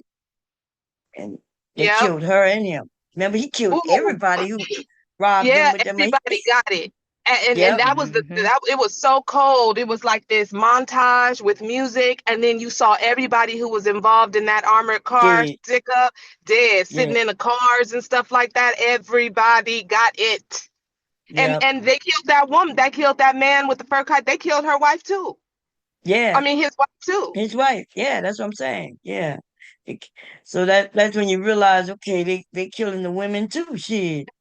You know, Mhm. but the way they portrayed, like, overall, they didn't harm children and women, but they Their did. that was And their when it comes to black community though, and the gangs, they saying they shooting everybody. Babies get shot on the street. Um, remember when Nino Brown picked up that baby at the wedding to cover yeah. himself? Yeah. Oh yeah. And the cartels also, they don't give a damn. They'll take out anybody too. Oh yeah. They True. ruthless. I heard they real ruthless. Yeah, I heard. they were. I think they're worse. I think the mafia and the cartels are worse than the Bloods and the Crips, the black gangs. I just think they're worse. It's just like, oh my God. Yeah. Okay, here we go. Let me play on this. So it's emotional. I grew up with a lot of violence around me. My father, when he drank, I seen him knock women. My father fight a baby. He was just off. So that's what I'm saying. This man who first he mentioned that his sister took care of him and stuff like that. Now he had a father, and his father was the one ruthless. So why do he have a problem trusting black women? If it was the men who was the violent ones. If it was the men who was the violent ones, why do he have a problem trusting women? I don't know. I think, like you said, accountability. They know that the issue is the men. Mm-hmm. They just want to push it off on the women. Mm-hmm. Yeah. And it goes to what we were just talking about a little bit. With they don't care about the children, the women. They will push it off on us. Yeah. Make it harder for us and then scream they want peace. Yeah, right. And then this whole leaving, not being there, knowing you're not there, and then blaming the women for surviving. Yeah. Blaming us for making it work, for making sure their children survive, right? The best that we can. Right. With the same government that's against them was against us. And then now they blame us. Talk about, look at our neighborhoods. Who taught them kids to be like, we're like, where was you? Right. So they blaming us. Yeah. And yeah, and that's the thing. It's like this whole thing of, well, he wasn't there, so he didn't have any input. Well, but that's a big ass problem. Right. His absence was the input, because that does Exactly. something psychologically to your children, that you're not there. Right. Your absence causes a lot of problems. And if you are saying that women cannot raise the children, then you should be getting on the men who have left. Exactly. But they don't. No, they don't. And the Somebody woman, came up. Yes. Go ahead. no, go ahead. No, did you hear? Trey came up yesterday and he was telling everybody how Mom Cherry, raising kids is easy. There ain't no problem. Oh my God. Like, hey, did you hear him yesterday? I heard him over talking and all, discombobulated. I heard him. I didn't hear that part, but I heard Oh, him. okay. And I heard you saying, now, wait a minute now. I don't know what's going on. He's like, but when I'm on your panel and you tell me to calm down or be quiet or, like just hold on and wait, I do it. Right. Girl, he was, he was doing the most. I had to remind him this is not his channel. Okay. He Right. wouldn't let nobody speak. Okay, we go. Is mentally off from the oppression of this culture that broke him. And, so a lot of us were born into that, our fathers, and we're trying to break those cycles. So somehow that ties into me to women's reproductive choices in terms of having a baby with a guy that's comes from a broken family. Now the baby coming in with a broken family. And Wait, what? So maybe I heard him wrong, but it sounded like he said it ties into the woman who having a baby with a man with a broken family. So he talking about himself. He's the man who she having a baby with the broken family, right? Ooh, Yeah. man. Mm-hmm. So the It made me nigga, think of instead of him saying with me, I have a problem with a woman who have a baby with me, the nigga spoke it like I have a problem with a woman who have a baby with a man with a broken family. Bringing in the children with a man with a broken family. Wow, you see how he distanced himself away from that shit? Oh yeah. Oh yeah. They always do. They always do. Wow, but that was so But wow. but you know, Go the ahead. thing is that they talk about these broken families as if the Black girls aren't coming from the same damn families. Right. So, Exactly. all of this past trauma and all these broken families, and this is why we can't get it together. Well, how come the women who come from the exact same family, more than likely your own sisters, can get it together? And you like, what are you talking about? And these are women who have Right. not just to contend Wait. Yeah, against sexism and race Black women deal with. I heard some of what you said. You were breaking up and I'm sorry, I'm going through a dead part. okay. Yeah, remember he said his sister took care of him. Like his mother passed away at 4. And he said that his sister took care of him, raised him. So that means that was a woman in his life who took care of him.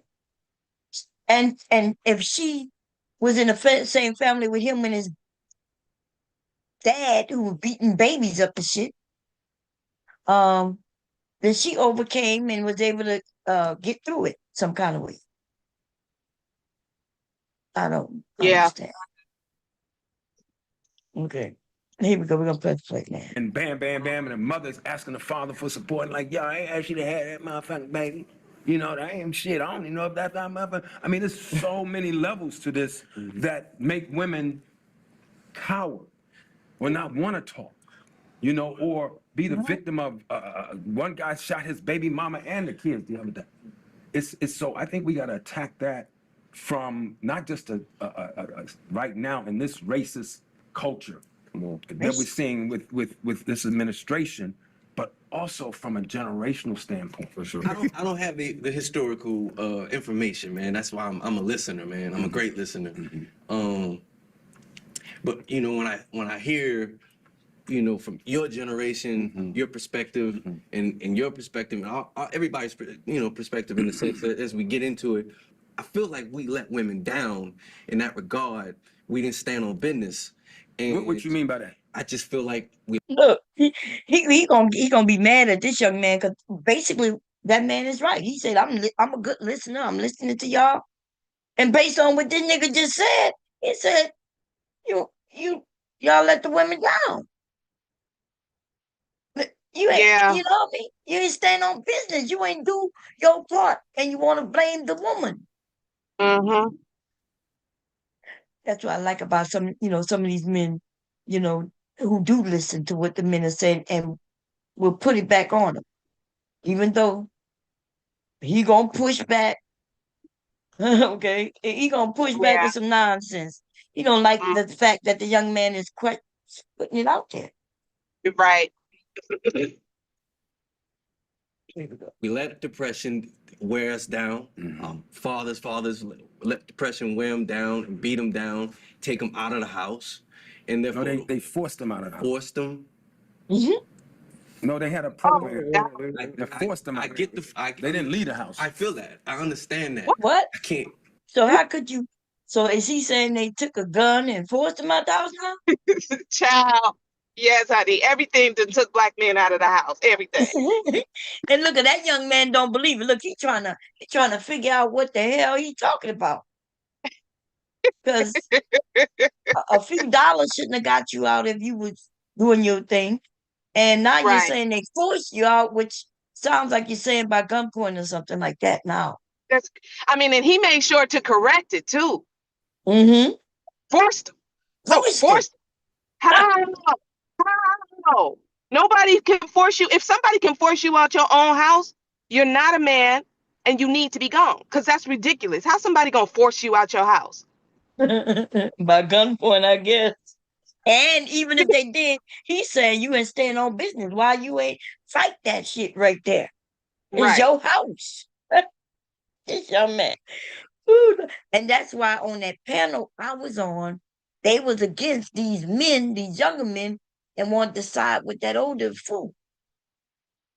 Because they liked that that man was willing even to blame the woman some kind of way.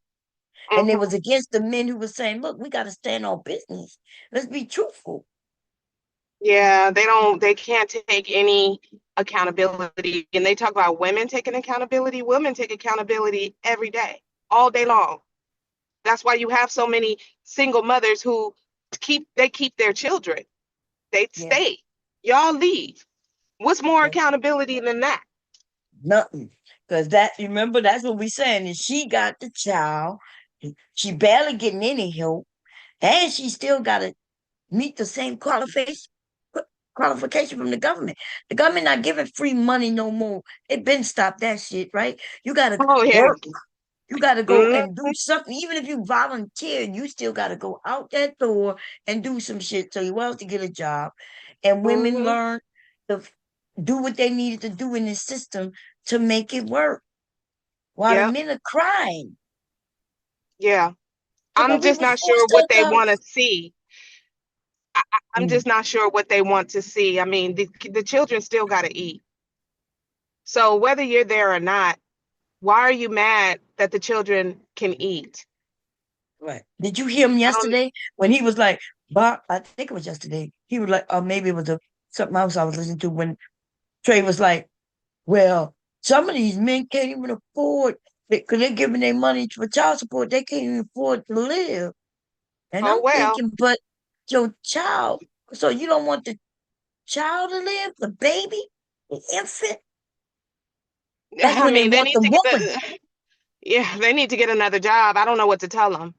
I don't know what to tell them neither because Brownville came up with a great plan, the 50%. I wasn't against the plan. I was just saying it don't make sense only because we know these men will quit their jobs. I think it was you or somebody else up here yesterday said that these men will quit their jobs and work under the table. They These men will. will quit. Yeah, they'll quit their jobs to go live with their mamas and daddies, so they don't They have do it a to. lot. Yes, Yep. they do. They know they do.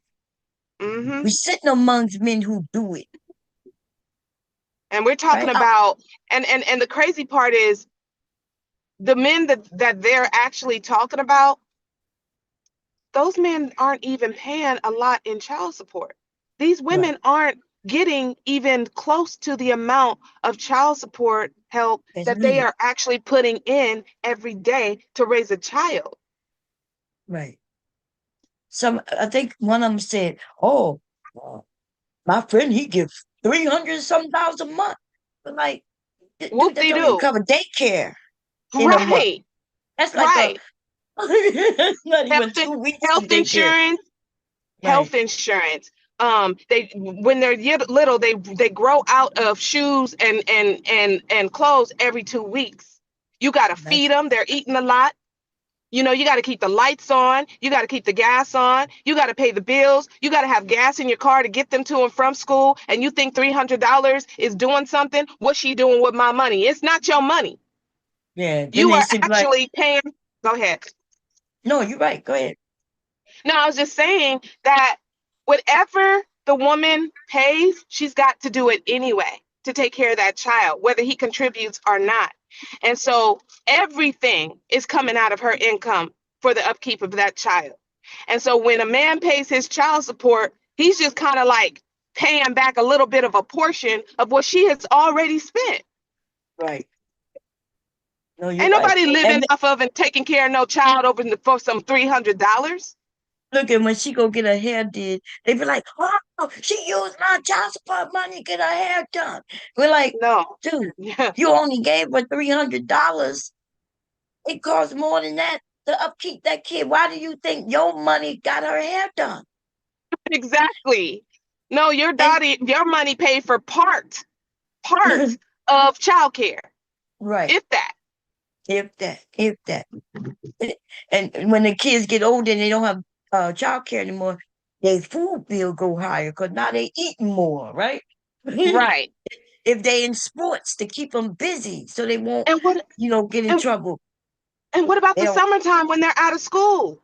They oh really yeah, eating then. They using up yeah. Electricity. more, yeah, more Yeah. food, more electricity. You got to find stuff for them to do. For them to act like their money is doing something is unbelievable to me. Yeah, it's crazy. It's crazy. Okay, here we go. But ain't nobody gonna make me leave my woman. There you go. I get that. I get it. But ain't nobody gonna make me leave my family. I got you. I Right. get what I understand that I could never fathom what went on back then. I I could think never. you might be alluding to weak ass men allowing things that might be coming up. Like, like, oh, this seems like, I don't know exactly the historical presence of it either. But you know how you say, like, oh, like, you stripping us from the house. Oftentimes, I'm a man who dates men. A lot of men are strong. So the way that you say you're not gonna take nobody from my family, you're not gonna strip me from my family. Yeah. A lot of people don't walk with that. A lot of people don't have that. So I mean, like, it is systematic, but I mean, at the same time, I mean, it you beats you- somebody. I mean, you part of like the few men who is not gonna live their life like I that. mean, I get a system that So- you live in a place Yeah. that is just geared to tell you you ain't shit, you ain't shit, you ain't shit. And it beats you down. You ain't shit, you ain't shit. Yeah. And it beats your other counterpart down, so y'all come home to Madness. beatness. Yeah. Nobody know how to heal anybody, right? It's a lot that goes into it. Yeah. I think it's a lot of different influences that happen, whether it's drugs, right? We know that our community struggled with that for a long time. But let's talk about them. give it Let's to us, go though. let's They go give it back to up. us, but But this- no. Let's go back and talk about the CIA No, putting the but- drugs in the Well, that's neighborhood. what I'm gonna say. We You see how he want to go? He doing what KT did. They come up while we having decent conversation about us and the community, how we could change it. We may relate it a little bit to back in the day, but he's the only one doing that. He want to go all the way back. I bet you he wouldn't know what year that happened. He was born, right? Because he's 70, but he not gonna even he not gonna. Now he want to go to the CIA. He want to talk about the drugs that they flooded. What that got to do with the young men and them needing assistance now so we can do better in our community? And then acting like there were no choices. There's always a Right. choice. One choice just Right. might be harder than the other one, but it's always a choice. Exactly. Always a choice. And so they made their choices. Like I was mentioning yesterday, KT, is that the men who decided to take those drugs from the CIA and flood our community, they were black men who did that. Right. You know what I mean? Because they were the only ones who would be able to have given it to us. Mm-hmm. The CIA gave it to one of them and they gave it to us. And then Right. now they still, even though they know this, they know it was a plan, they still sell it in our community. Instead of saying, you Yeah. know what? I realize this is how they set us up. Let me go. I'm going to still make my money, but I'm going to go set up in these white neighborhoods. Right. If they making money like that, they could get them a house in a nice neighborhood and do it the way they do it in the black community, right? Have people roll up and buy that shit there. Mm-hmm. They ain't gonna do that though. Oh no. Them white people gonna get their ass out of there, right? They know that the black people gonna keep quiet and shit like that. Because they're gonna give some turkeys and they're gonna buy the kids some ice cream in the park, shit like that. See, even I fell for that shit where I would be like, well, at least they protecting the kids. But the harm that the kids are getting into is because they're there. Other drug Yeah. dealers coming to fight them for the spot or because they did something they shouldn't have done somewhere else and they coming to get them. And them drug dealers didn't even live in that neighborhood. What was happening, it was their grandmother's or their dad's house where they grew up in. But when they got older, they moved into another neighborhood and they would wake up every morning and come to their mom or dad's house and let people roll up and buy their shit there. Yeah, And I'm gonna drop down now because I just made it to work, so I'm gonna drop okay, down. I'm glad I kept you company. Do anybody Yeah, know Sharon went live? I think he's supposed to. I don't know if he's live yet. He probably is. Okay, I'm gonna see what he's talking about because we could do this this another day. It is Friday foolery. So Yeah, and tonight though, just to Sapa say is gonna do trivia on his channel around 8 p.m. our time. So if you're available and want to play, okay, I'm what's just his letting name? everybody know. What's the name of his channel? Sac Passe? Yeah, but I put it up. It's gonna pop up on my community around 2 o'clock my time, so you'll be able to go to my community and get the link to his. Okay, I'll try to come over. Okay, All right. okay, Sharon is just letting live. Yeah. everybody know. So All right. you okay, Maybe I'll see you guys over in Sharon. I'll be on the chat. okay, Okay. All right. Bye, y'all. Bye. bye. You still want to stay over here? You want or we could do this another day? Cause you quiet. I forgot you was up here. You so quiet. What you want to do? Cause it looked like there's more people. Um, I'm not sure. I'm not sure. I've never looked to see who's here. To be honest, but let me see who over there by Sherrod. Um, let's see. Yes, Friday Foolery. They over there wilding out. Where I could go cuss some people out. Uh,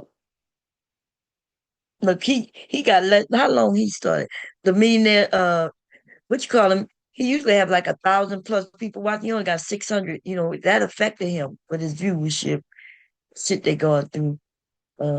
What's that? Why that look like Bill Wayne? Oh, that's Jake. Oh, why he look like he In crazy? 2022, you had a stroke. Yes. And Oh, you are, I want to say, ask you, how are you doing now?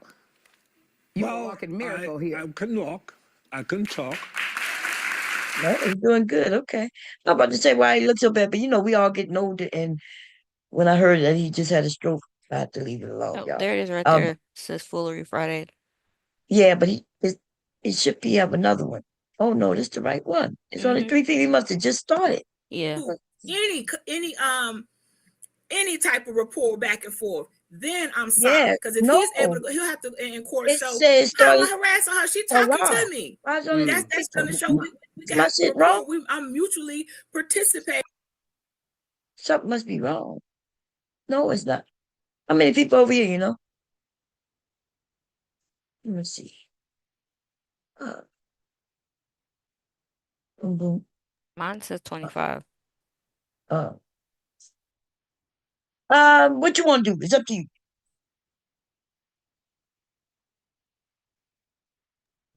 Oh, you can go ahead and shut down. You can do this another time. Okay. Yeah. So y'all, I'm gonna shut it down because I do want to get through it. I'm gonna tell y'all it's gonna take us all month to get through this. Because at the rate I'm going, this is part 2, and we only got 19 minutes in. That's crazy. But that's the way we do it over here, right? Something might be said, and then we go farther into the conversation. So, and then it relates into another conversation, which I enjoy. So I'm not mad. Yeah, I went over there. It's 106 now. People watching. Oh, okay. So it must have been something wrong with my which call them huh? It must have wasn't updated. About to say it only showed 3 people. I'm like, wait. But All right. yeah, so I'm gonna go over there with the foolery, y'all. It is Foolery Friday. I'm gonna go support your mom. Only because I want to work. And I ain't gonna lie, I haven't sewn anything. I did pin some things together, but I gotta get this done. And we'll be back later. We will be back. We're gonna do trivia tonight over there by Sapase. It will pop up as a notification in my community later today. And y'all will be able to get the link directly from there. But anyway, I'll see y'all later. We're going by Sharon, y'all, for those who, go over there by Sharon. And for those who don't, it's okay. Y'all go wherever y'all want to go. Have a good time. And we'll see y'all later. Bye. Not for everyone. I'm so used to All calling right. you by your name. I gotta stop doing that. Because it's Bye, so Mom. pretty. Bye, not for Miss, not for everyone. I hope you don't be mad at me when I do that. Oh, You no, got you good. be slipping up, And then I remember, oh my God, I said her name. But it is so pretty, by the way. Okay. Oh, thank you. Yeah. Talk to y'all later. See All y'all right. later. Bye.